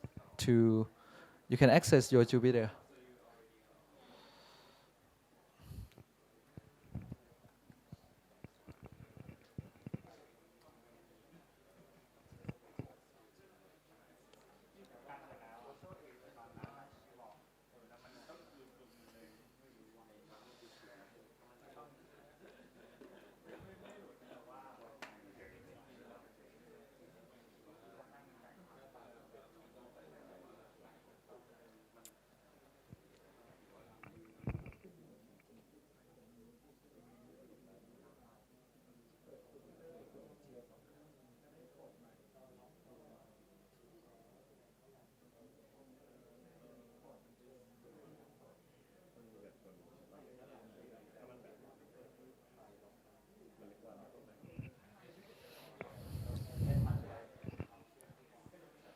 Okay. If you can access Twitter, next one you're gonna need to run your Airflow. You need to run Airflow web server. Open another terminal, secure shell to it, or open another screen. If you open another screen, you run screen. Okay, run screen, hit enter, you go to different screen. Okay. And when you go to screen, you're just gonna run the second one, source, bin activate, running Airflow web server, on port 8080. Okay, then you're gonna see Airflow. Then you're gonna see Airflow screen. To access Airflow, you have to run both Airflow web server and Airflow scheduler. Right? Airflow web server just gonna run the web, but you need to also run scheduler. Okay? Airflow scheduler, the same thing. You open another screen, source, activate the virtual environment, and then you run Airflow scheduler. Okay? So now we have 3 ports open already, right? First one, Jupyter. Second one, Airflow Web Server. Third one, Airflow Scheduler. Right? Three things.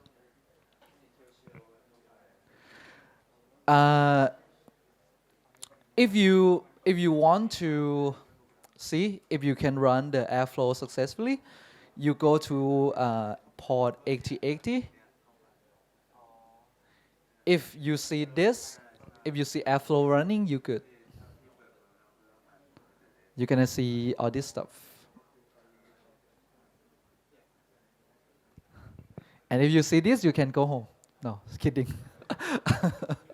More to come. More to come. Just the beginning.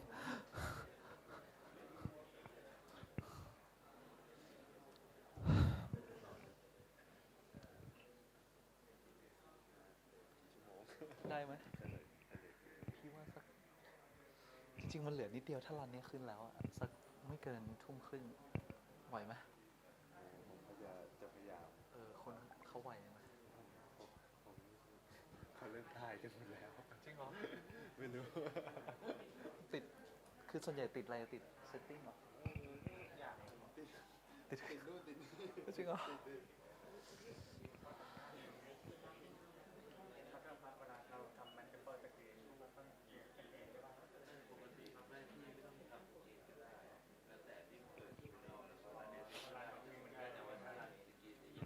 So if you don't like screen, you can run like 3 terminals, each one SQL shell to it.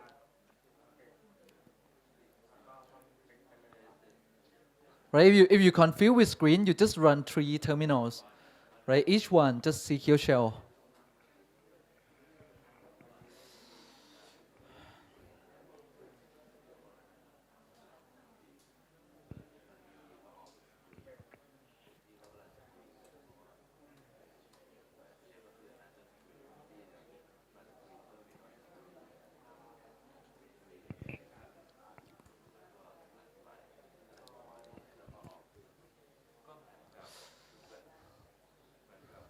So can I ask how many people see Airflow? Oh, okay. Half.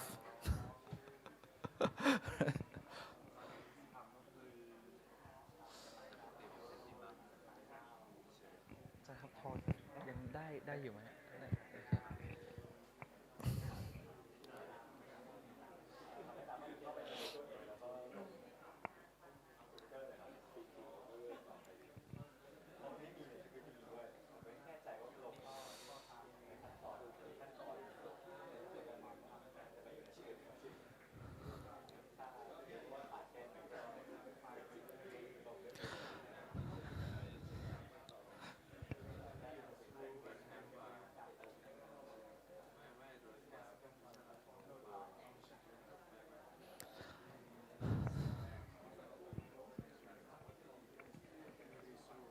Okay, so I gonna go ahead and okay. I think if you see this and you see Twitter, this part you may enjoy, and if you don't see it, you use Colab as a last resort. You can also run Colab. Okay, we set up Colab for you. Okay, so TFX. Next step, right? Okay, I gonna go to the next step. I talk over, on my slide first. So we gonna open the folder, TFX folder. We can go to TFX IPython notebook. There on TFX there are 2 files. Okay, let's this one. Open TFX. Open TFX files, right? The next step, what we're gonna do, we want to create DAG, right? We want to create DAG. Because when we run this, when we open our Airflow doesn't have anything, right? We don't have anything on the Airflow. We don't have our own DAG for our data pipeline, right? So we want to create our own DAG, okay? Okay, so when you open TFX file, this one, okay. If you run the first line,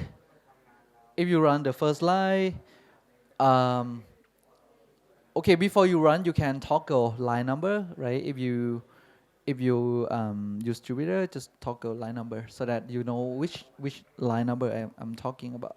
Okay, so first one, you can list your DAG in your when you run Airflow. If you run the first command, it's gonna list all DAG that you have, but you haven't created your DAG yet, so you're just gonna see what already exists in Airflow, right? So Airflow has some example of that when you firstly run the Airflow. Okay, you can get some example DAGs. Okay.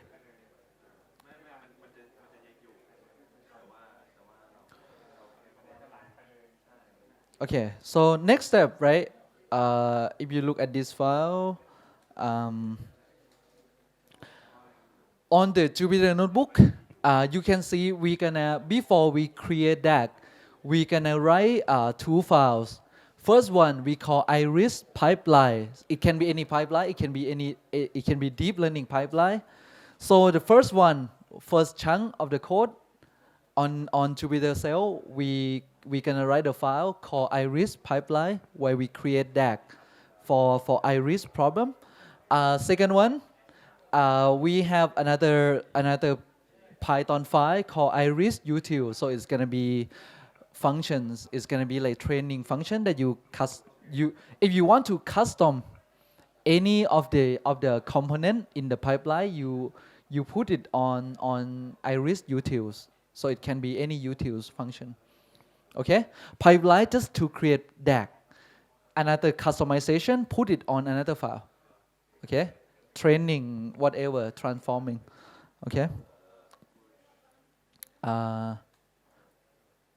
Okay, so you have two chunks of code in IPython notebook, so you can run those two. This one, right? You run this one, iris pipeline. You run this iris pipeline, shift enter, and another one iris util.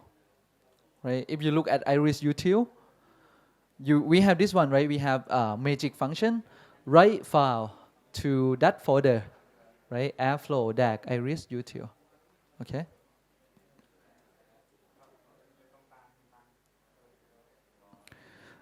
If you see iris util, right? We do a lot of pre-processing, transformation, like this one, fill in missing, right? Do some pre-processing, scale to z-score, all this stuff. You can customize all this. You can customize. Okay. Like build estimator, this one like code that you use for training. So code in iris util, we use it for customization. You want to customize components, right? That I talk about. So those code you put in util. I go over it later. Okay, you run both. Okay, just shift enter, run it. And the first one, iris pipeline. If you see this one, if you see this line number 58, you see create iris pipeline. You see I comment code, right? I comment all this code. So I didn't comment example gen, right? So when you run this, what you're gonna see on Airflow, you're gonna have example gen. That just gonna input data from CSV, right? We have CSV input in data root, right? We're just gonna create the first block. So okay, this one we just gonna create the first block, and if you look down here, if you look pipeline, you're gonna see example gen here. We're gonna create only one component on our DAG. Okay, you run it. You go back to Airflow. You go back to Airflow, and you're gonna see iris DAG. This one. gonna see Iris DAG.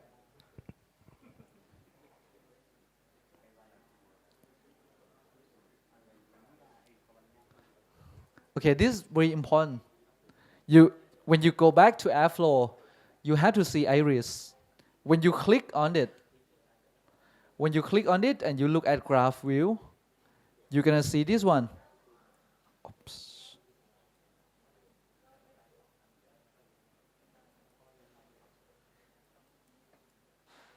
Okay, based on the code that we just run, you're gonna see this CSV example gen.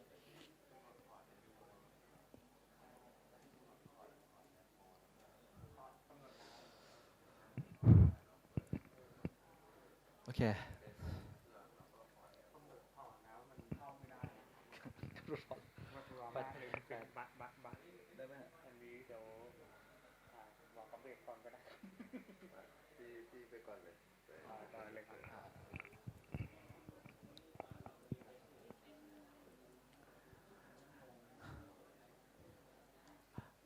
If you so one thing that we found, there's some, if you don't see this one, if you don't see Iris DAG, there may be some bug that we also found as well.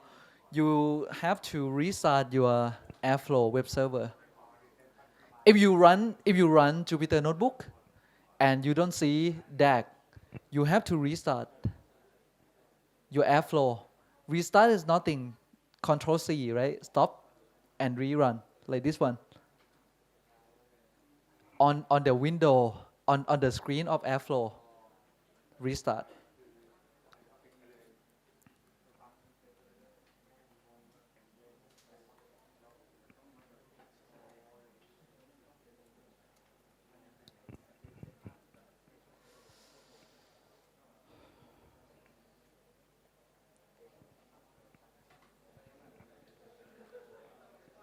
Okay, you guys follow? So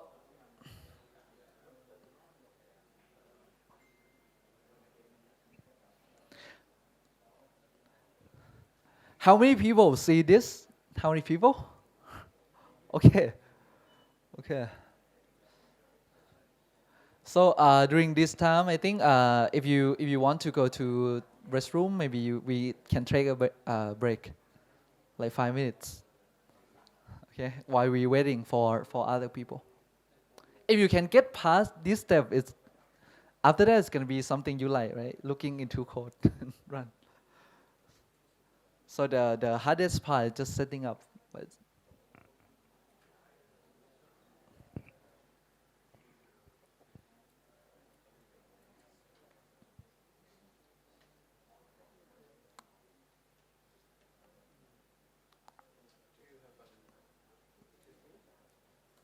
yes.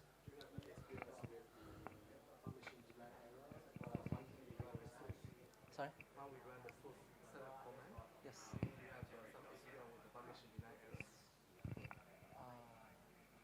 Do you run it on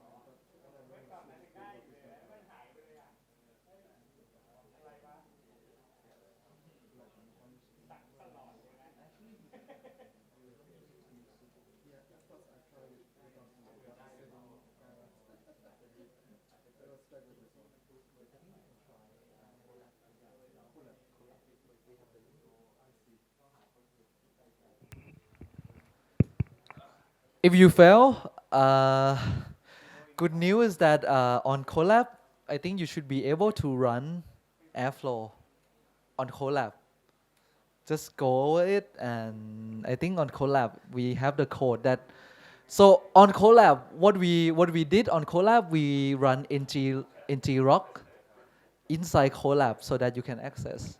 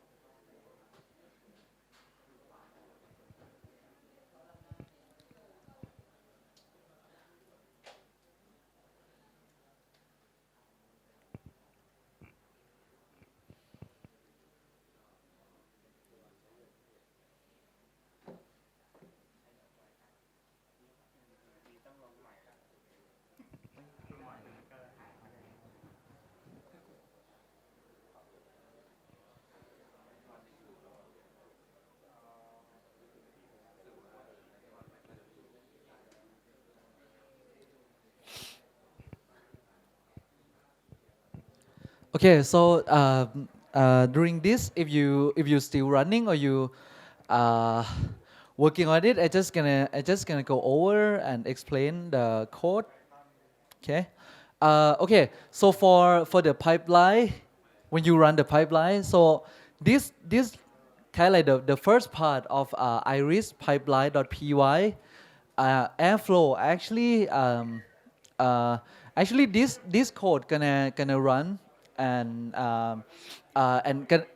this code is used by airflow to create DAGs, right? So we have, if you see, we have on top of the code iris pipeline, we import TFX components, right? We have a lot of components. We import CSV example gen, right? You can have other example gen as well if you don't, if you use image, other data as input. We have statistic gen, schema gen, example validator, transform, trainer, all this stuff, right? So all component has been imported to the pipeline. You have to do parameter setting on the pipeline, right? You're gonna need to define what is the airflow route, what is the data route. Uh, um, you have to define like the pipeline route, metadata database, right? So this one we define the metadata that store or metadata from airflow. Okay, so this one also very important. So this one is pipeline definition, right? We have one method called create pipeline. If we uncomment all this code, you're gonna see the whole pipeline. Okay, but we're just gonna go through one by one, right? The first one, we have example gen. That's why you see just one component, right? So all this stuff, right? We have statistical gen, we have schema gen, we have data validator, we have transform, we have trainer, right? And we have model evaluation, right? So you can comment one by one, right? So if you see the component, this one is pretty easy, right? You see pipeline, we already define, right? Example gen, statistic gen, transform, trainer, model analyzer, model validator, right?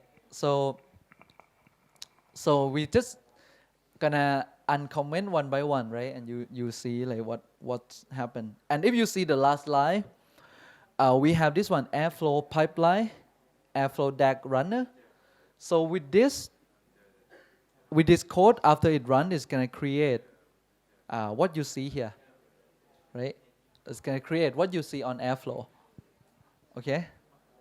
So typically, don't be scared. Just one time setup. Basically, when you run like on one when you want to train like image classification, right, segmentation, it's just one time, right? After that, you get luxury of having this automation, right?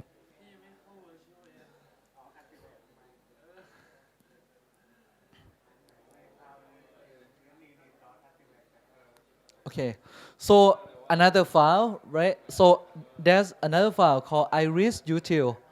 For iris util, if you see, it import TensorFlow to iris util. So with this iris util, you want to do all customization for those gens, right? For those statistical gen, transform, right?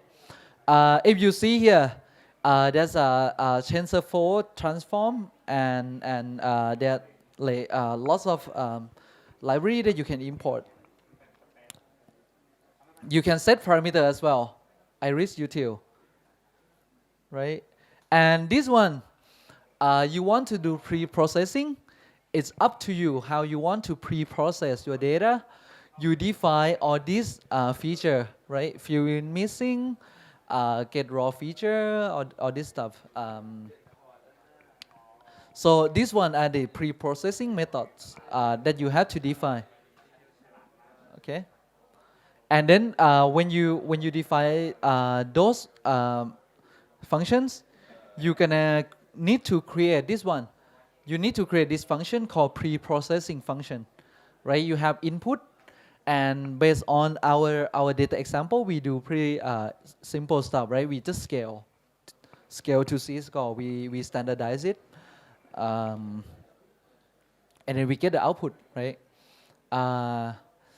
So this one, so you also write the method to create a model, right? You have a build estimator, this one, input function, this one, and then you have to define the trainer function. So for the trainer function, so this one is kind of like your actually it's your TensorFlow code. If you already have your TensorFlow code that you use to train your model, you put it here. Okay, it's your TensorFlow code, right? You create like train batch size, evaluation batch size, training input, right? Evaluation input. So this kind of like how you want to train your model. Okay. And okay, so actually it's just these two files. Okay, it's just these two files. Iris pipeline, create pipeline, Iris utils for other functions. Okay, feature pre-processing, training, whatever you want to customize. Okay, okay, it's pretty simple, right? Straightforward. Okay, so now we want to add other components to our DAG, right? Because our DAG only have one component, right? Okay, so I think we want to go over it quickly, so it's just gonna uncomment everything, and let you guys see like everything when we run. Okay, so one thing to be noted. Okay, with this, you don't forget to turn on this one. You don't forget to turn on this graph. So basically, your DAG gonna basically it's gonna be off by default. By default, it's gonna be off. Turn it on. If you don't turn this one on, your DAG will not get automatically update when you run the code. Okay, turn it on.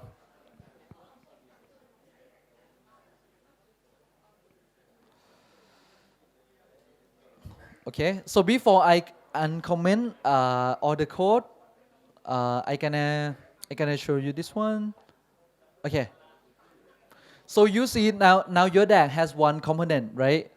You gonna, if you want to run this component, example gen, just to import the file, CSV file, you click trigger DAG. Okay. You click trigger DAG. It's gonna run. This component gonna run. You can see if it's light green, it's running. It's meaning it import data, right? It's running. If it's success, light green gonna turn to dark green. Okay, light green turn to dark green. Success. Okay, you can hover over it with your mouse. You can hover over, and you can see like you can see how long the import component has been run. Okay.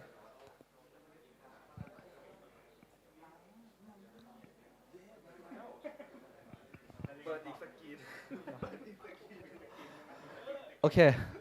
Okay, you guys follow? Still good? No? Huh?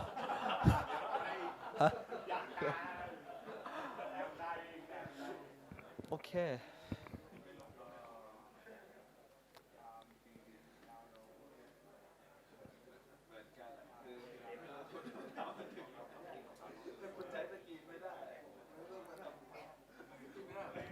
Actually, on Google Colab, if you run it, it also gonna run this one on Colab on ngrok, because you on Colab the problem is that you cannot get public IP address, right? You cannot get public IP address for your Colab. That's why we run ngrok inside Colab so that you have your own public IP.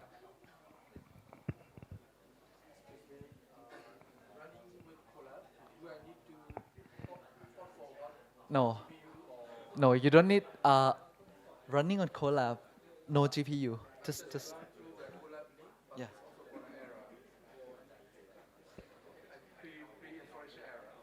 Oh, I see. Maybe you can try to change the GPU. Yeah. Just try. Just try. Okay. Actually, when you run it, Airflow sometimes it will not automatically update for you, right? You click. If you want to see the status, you click refresh. If you click refresh, you're gonna see status has been changed from light green to dark green. Okay. If you run this one, if you want to see how long it run, you click Gantt chart. You can see this one, how long the example gen has run when it try to import your data. Okay? Okay, you guys good?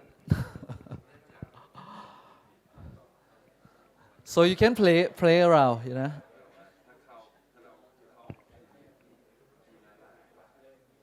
If you click at task duration, you're gonna see this one. For task duration, you're gonna see like if you have many tasks, you're gonna see like how long it has been running. Also Gantt chart.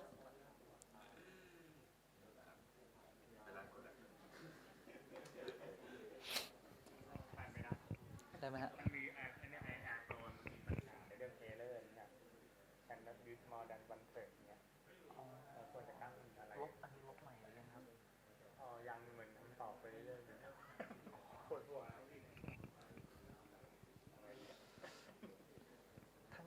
ถ้างั้นต้องลบอินสแตนต์ใหม่ใช่ใช่ใช่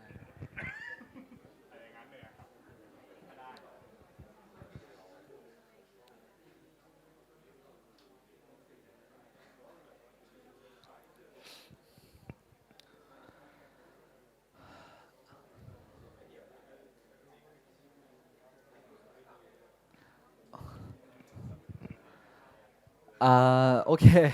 So, okay. So I gonna go ahead and if you guys cannot follow, maybe it's your homework, and yeah, just try. It's just follow slide. If you have any problem, just ping the stuff. Okay. Okay. So this one, right? When you trigger the pipeline gonna run the task. So instead of uncommenting one by one, right? I just gonna uncomment all, but I gonna explain first what we do. Okay. So actually on the slide, the next step is to create a statistic gen. Okay. Next step is to create statistic gen. You just gonna uncomment the code on util.py and iris pipeline, okay, to create statistic gen. After you uncomment statistic gen, you're gonna get another component on your DAG. Okay, you're gonna get another component on your DAG.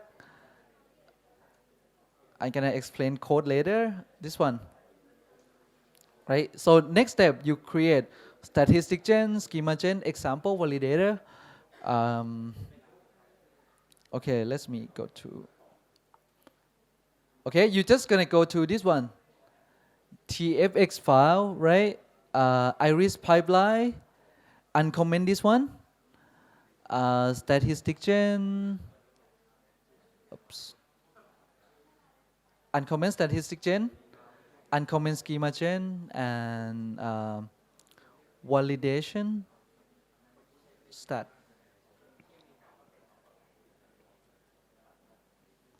Okay, uncomment this on your notebook.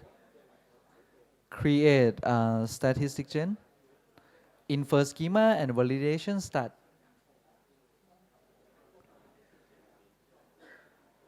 Okay, it's on the slide. Okay. I'm gonna create 3 new components. statistic gen, schema gen, and validation stat. Okay, so this is what we get.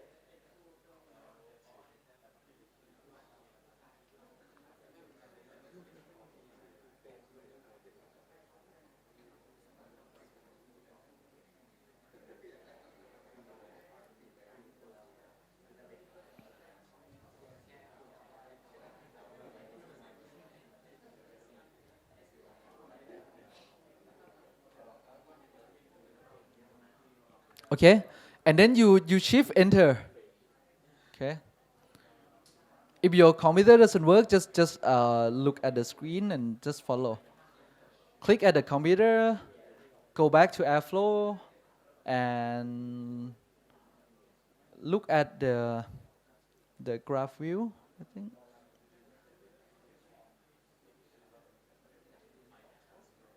So when you shift enter, it's gonna try to create that. Okay, you just somehow you need to wait for it to finish.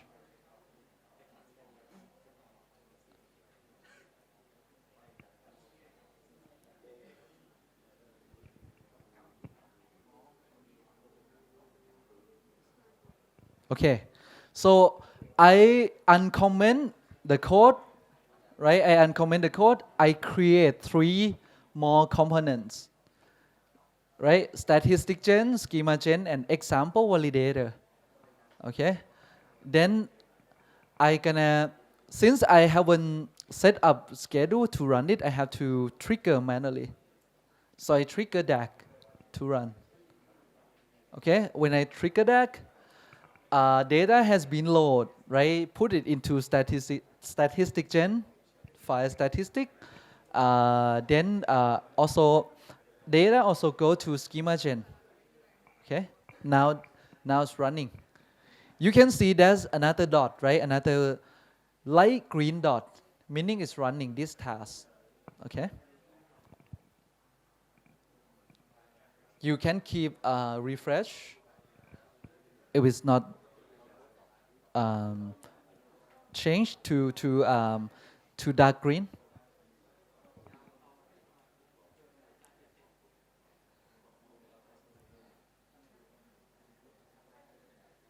Okay.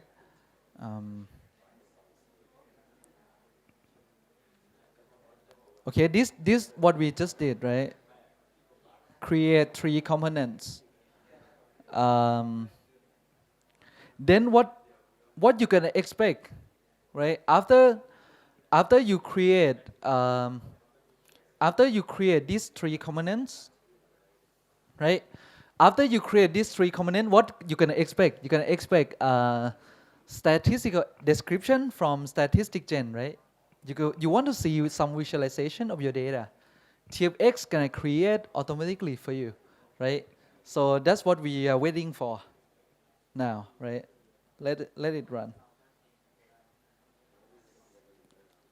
You see this one, example gen done, right? Example gen is done. Statistic gen and schema gen is queuing, it's waiting, right? It's queuing. You see now we're running statistic gen and schema gen together, right? It's changed to light green. Statistic gen and schema gen, it's running, right? So we just wait. So, okay, if I go again, if you see this, we have another Jupyter notebook so that you can visualize what happened, what you get after statistic gen. Okay, so this is what you're gonna expect, right? After running statistic gen, you're gonna get data on metadata DB, right? And this is what you're gonna get. This one. You're gonna see all statistic on the import data.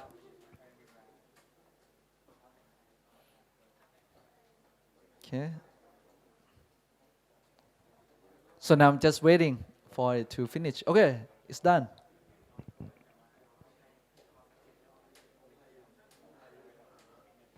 Okay, now it's done, right? It's all blocks done. You can go back to graph view.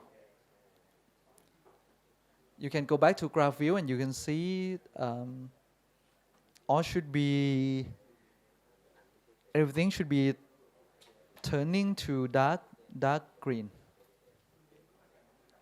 You can also see task, sorry, you can also see Gantt chart.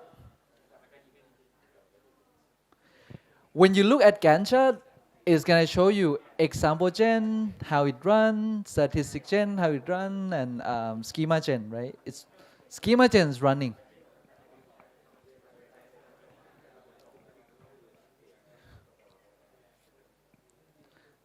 Right? So now it's all done. Example gen, statistic gen, schema gen.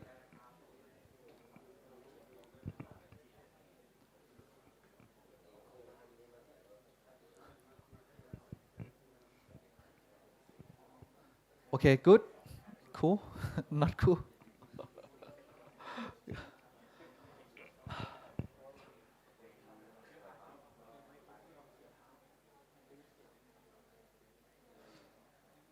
Okay, so now we come to the moment that we're waiting for, right? We want to see what we get after statistic gen, right? So this one is the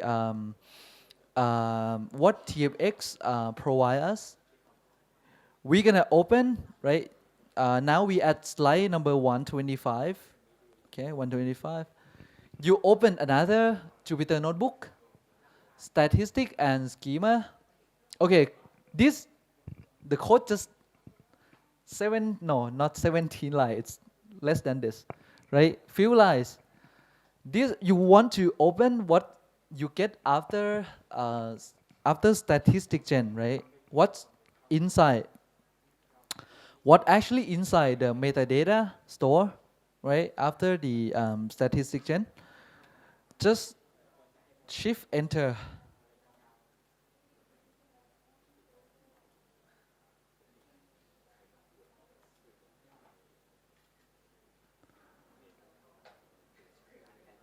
Okay, it's coming. Okay. Okay, this is what you get after statistic gen. Okay. It automatically did this for you for the for statistic gen, right? So here are the numerical feature that we have, right? Sepal width, petal length. You get the mean, right? You can mean median, max. You can also see the graph, right? You can see like how data looks like. You can see quantize, right? Quantile of the data, right? 50%, 50 percentile. Where is it, right? You can also like see like what you list length, right? See like some, you can turn it to log as well if you had like big data, right? And it's summarized for you. You have 4 float and 1 string. 1 string is a target, right? Whereas this one is iris, very simple. Okay, good. So this one is the result from statistic gen and schema gen. With schema, you can expect, right? You expect that sepal width, sepal length should be within this range, right? You have another input data, you put it, it's gonna detect anomaly, right? Based on this.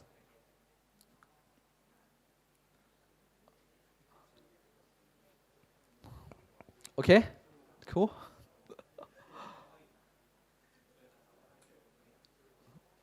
Okay, we have few more. We have few more.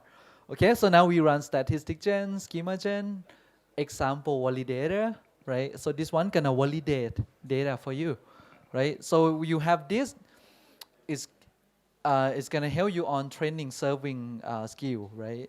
Like what I talk about.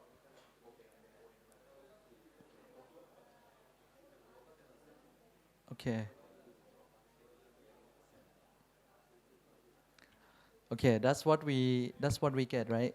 Next one, we want to transform data, right? You have to do like features transformation. Maybe you do like some z-score transformation, right? You want to standardize it. So we uncomment the transform code, right?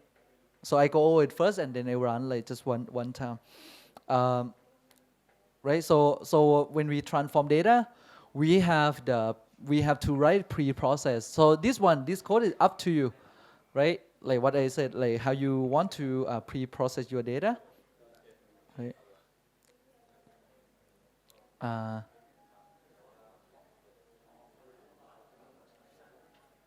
okay, so this code is the code for transforming data, and the last part, the next one is the code to train the model, right? So we're gonna uncomment the code. So this basically is your TensorFlow code. Just uncomment it, okay, and run the DAG, okay. And after you train it, you can look at model performance, right? You can look at model performance on the tensor board. So basically, when you run that code, you can come and open the tensor board and see the performance of your model, right? Like loss, like accuracy, all this stuff. And after that, you can validate the model, right? You can compare your model with the one before, and you can choose whether you want to go with this or you want to keep the previous one, okay? And when you do performance validation, you can also see the slicing performance like this.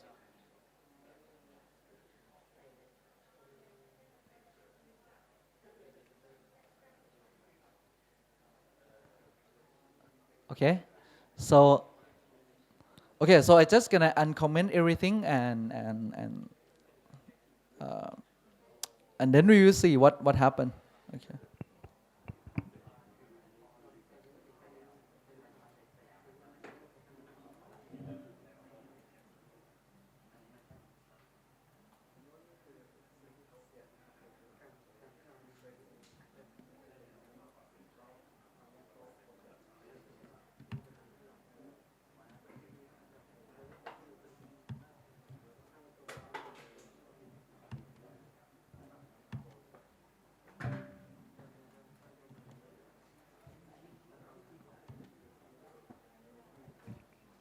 So I gonna uncomment everything except the last one, the pusher.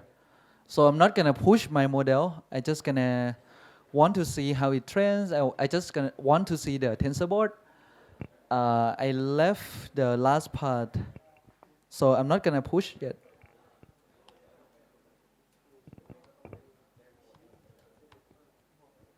Okay, so we uncomment everything inside the pipeline except the last one, except the pusher.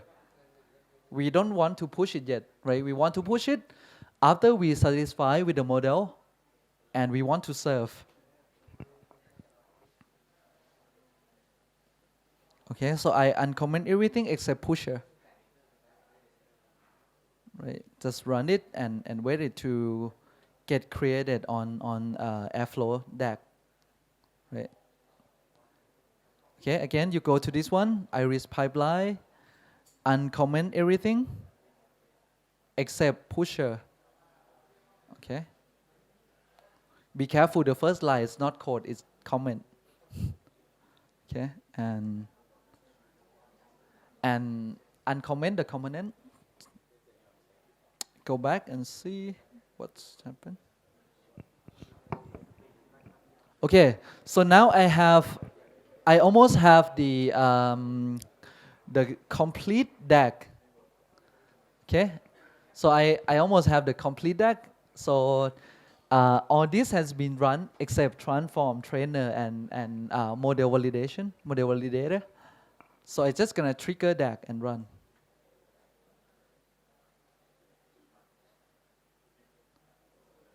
Okay, when I click trigger, the task gonna get created. And after we finish this, this is what you're gonna get, right? You're gonna see like you can run TensorBoard to see the performance, and you can validate the model, and you can see the slicing performance of the model. Okay.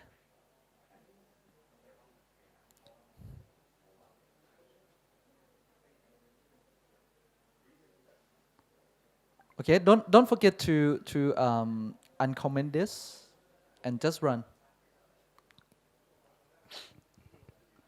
So if you want to, basically the pipeline that you learned today, actually, if you want to bring your own code, just go to the step, right?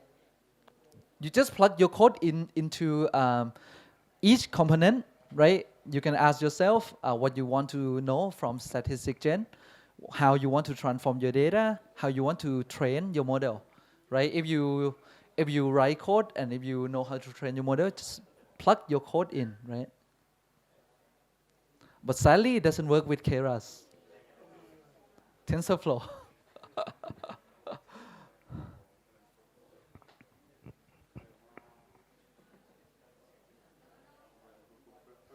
So we're just hoping it should support TensorFlow 2 soon.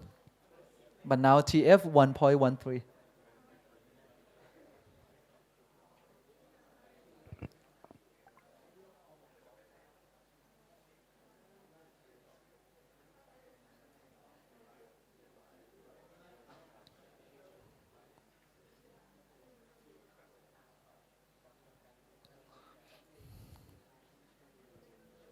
Okay, actually, from this we almost done actually. Okay, when we waiting for the result, I gonna go over the slide, the remaining slide. Okay, if you actually when you run the model validator, you can also see the pipeline structure. Actually, if you open the Jupyter Notebook, you can see this pipeline as well, right? You can plot this pipeline. It's gonna automate plotting for you. After you get your model, right? So we have this. We almost done. If we satisfy, we look at model validator. We look at the performance of the model. We satisfy with it. We're gonna push our model to TensorFlow serving. We're gonna serve it, right? So we just uncomment the pusher. Pusher gonna push our model, right? Maybe in S3, right? Maybe S3, maybe any storage you want. And for us, in this example, when we say pusher, we save it into EC2 itself.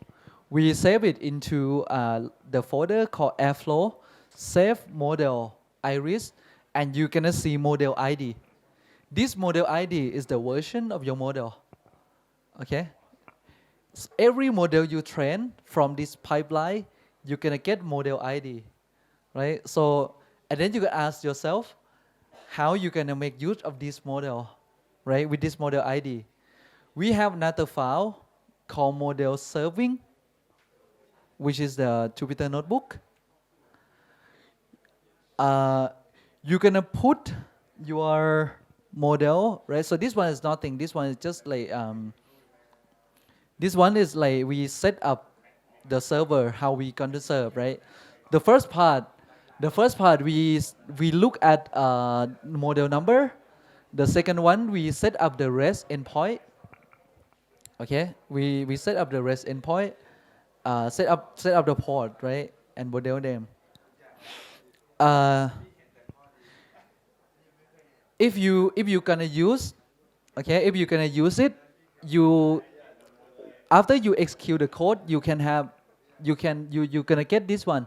You're gonna get the URL, this one, localhost 8501, and this one you're just gonna put the version of your model ID, right? You get this model number, you plug your model number here, your model ID here, and then you can use your model to predict this one, the input, right? And if you want to see the production of your model, is here. You can run it on public IP. Actually, it's run on your EC2 instance, right? You just put your EC2 URL here, and that's it. You get production from TFX and TF serving. Okay. Next time you train your new model, right? You go to your TensorFlow code. You just go over the same pipeline, push your model, and this one you do nothing. It's here.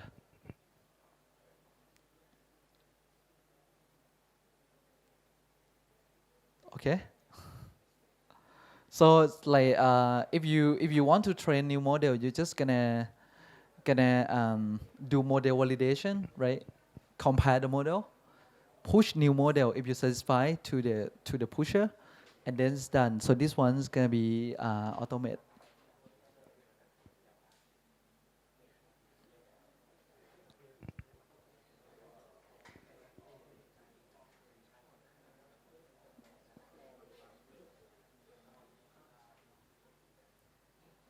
Refresh.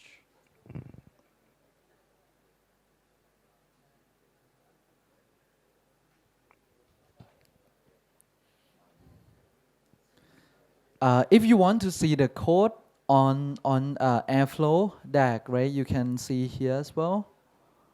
This one.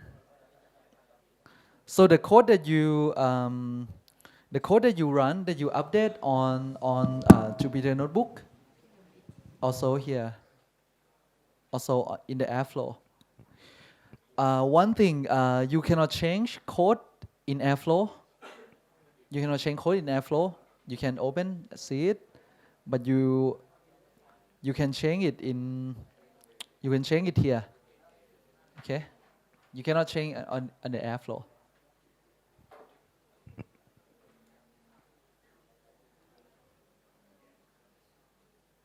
Oh, there's something fell. On the transform. Let me check.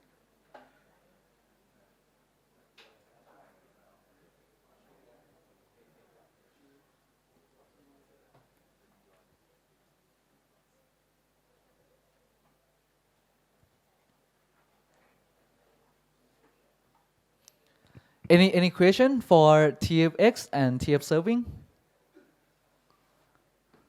You can run it on Colab.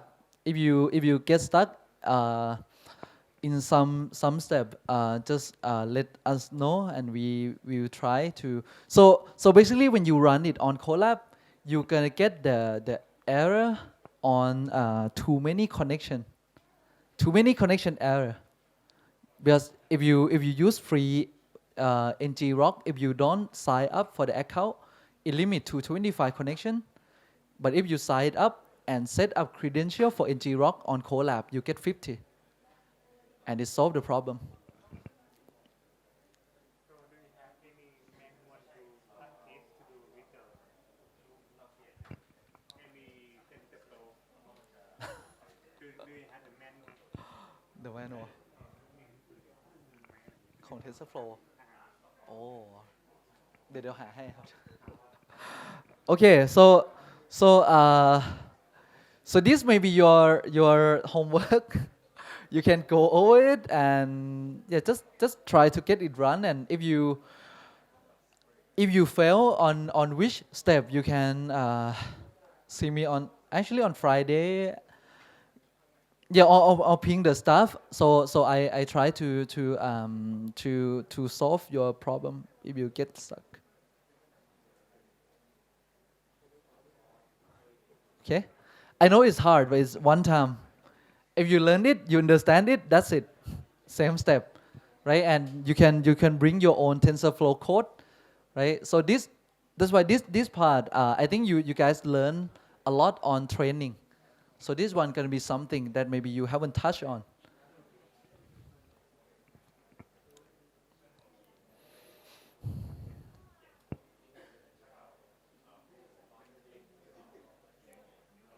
Okay, we on the slide we also have TFX on Collab, serving, and TF serving for. So basically, you for Keras you cannot use TFX, but you can use TF serving for Keras. Just go to this Collab. It's gonna tell you how to serve Keras model, but not TFX. Okay.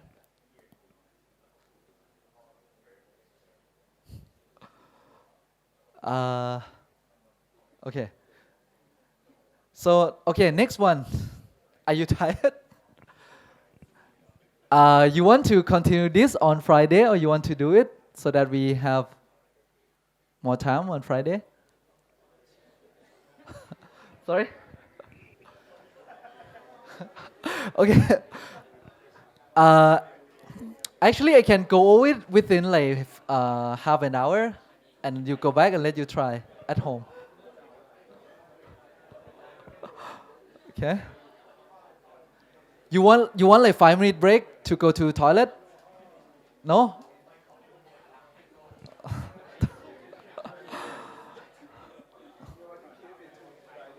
อะไรนะพอก่อนใช่ไหมไม่งั้นเดี๋ยวตายฮะ Okay, you have the slide. Okay, the staff told me, okay, we should stop because you already tired, right? Yesterday also like maybe like 7 something, right? Okay, so this one we can continue on Friday, but I just want you guys to. It's the same thing on AWS. The code is also here. Basically, it's gonna be like how to deploy model, right? It's gonna be end-to-end machine learning, deep learning, on the serverless. You can go over it. It's super simple. So basically, it's just the concept. If you want to, if you don't want to run your model on EC2 instance, you want to run it serverlessly. How you can do it? Because I think the serverless gonna come, and I think it's good for researcher as well, because you don't have customer, right? You don't have customer. You just gonna deploy and let your colleague to test on your model. So for serverless, you can get 1 million requests free for the free tier every month. Every month, you're gonna get like 1 million requests for free. And you don't need to, if you run EC2, right? Oh, by the way, our class gonna be resumed on Friday.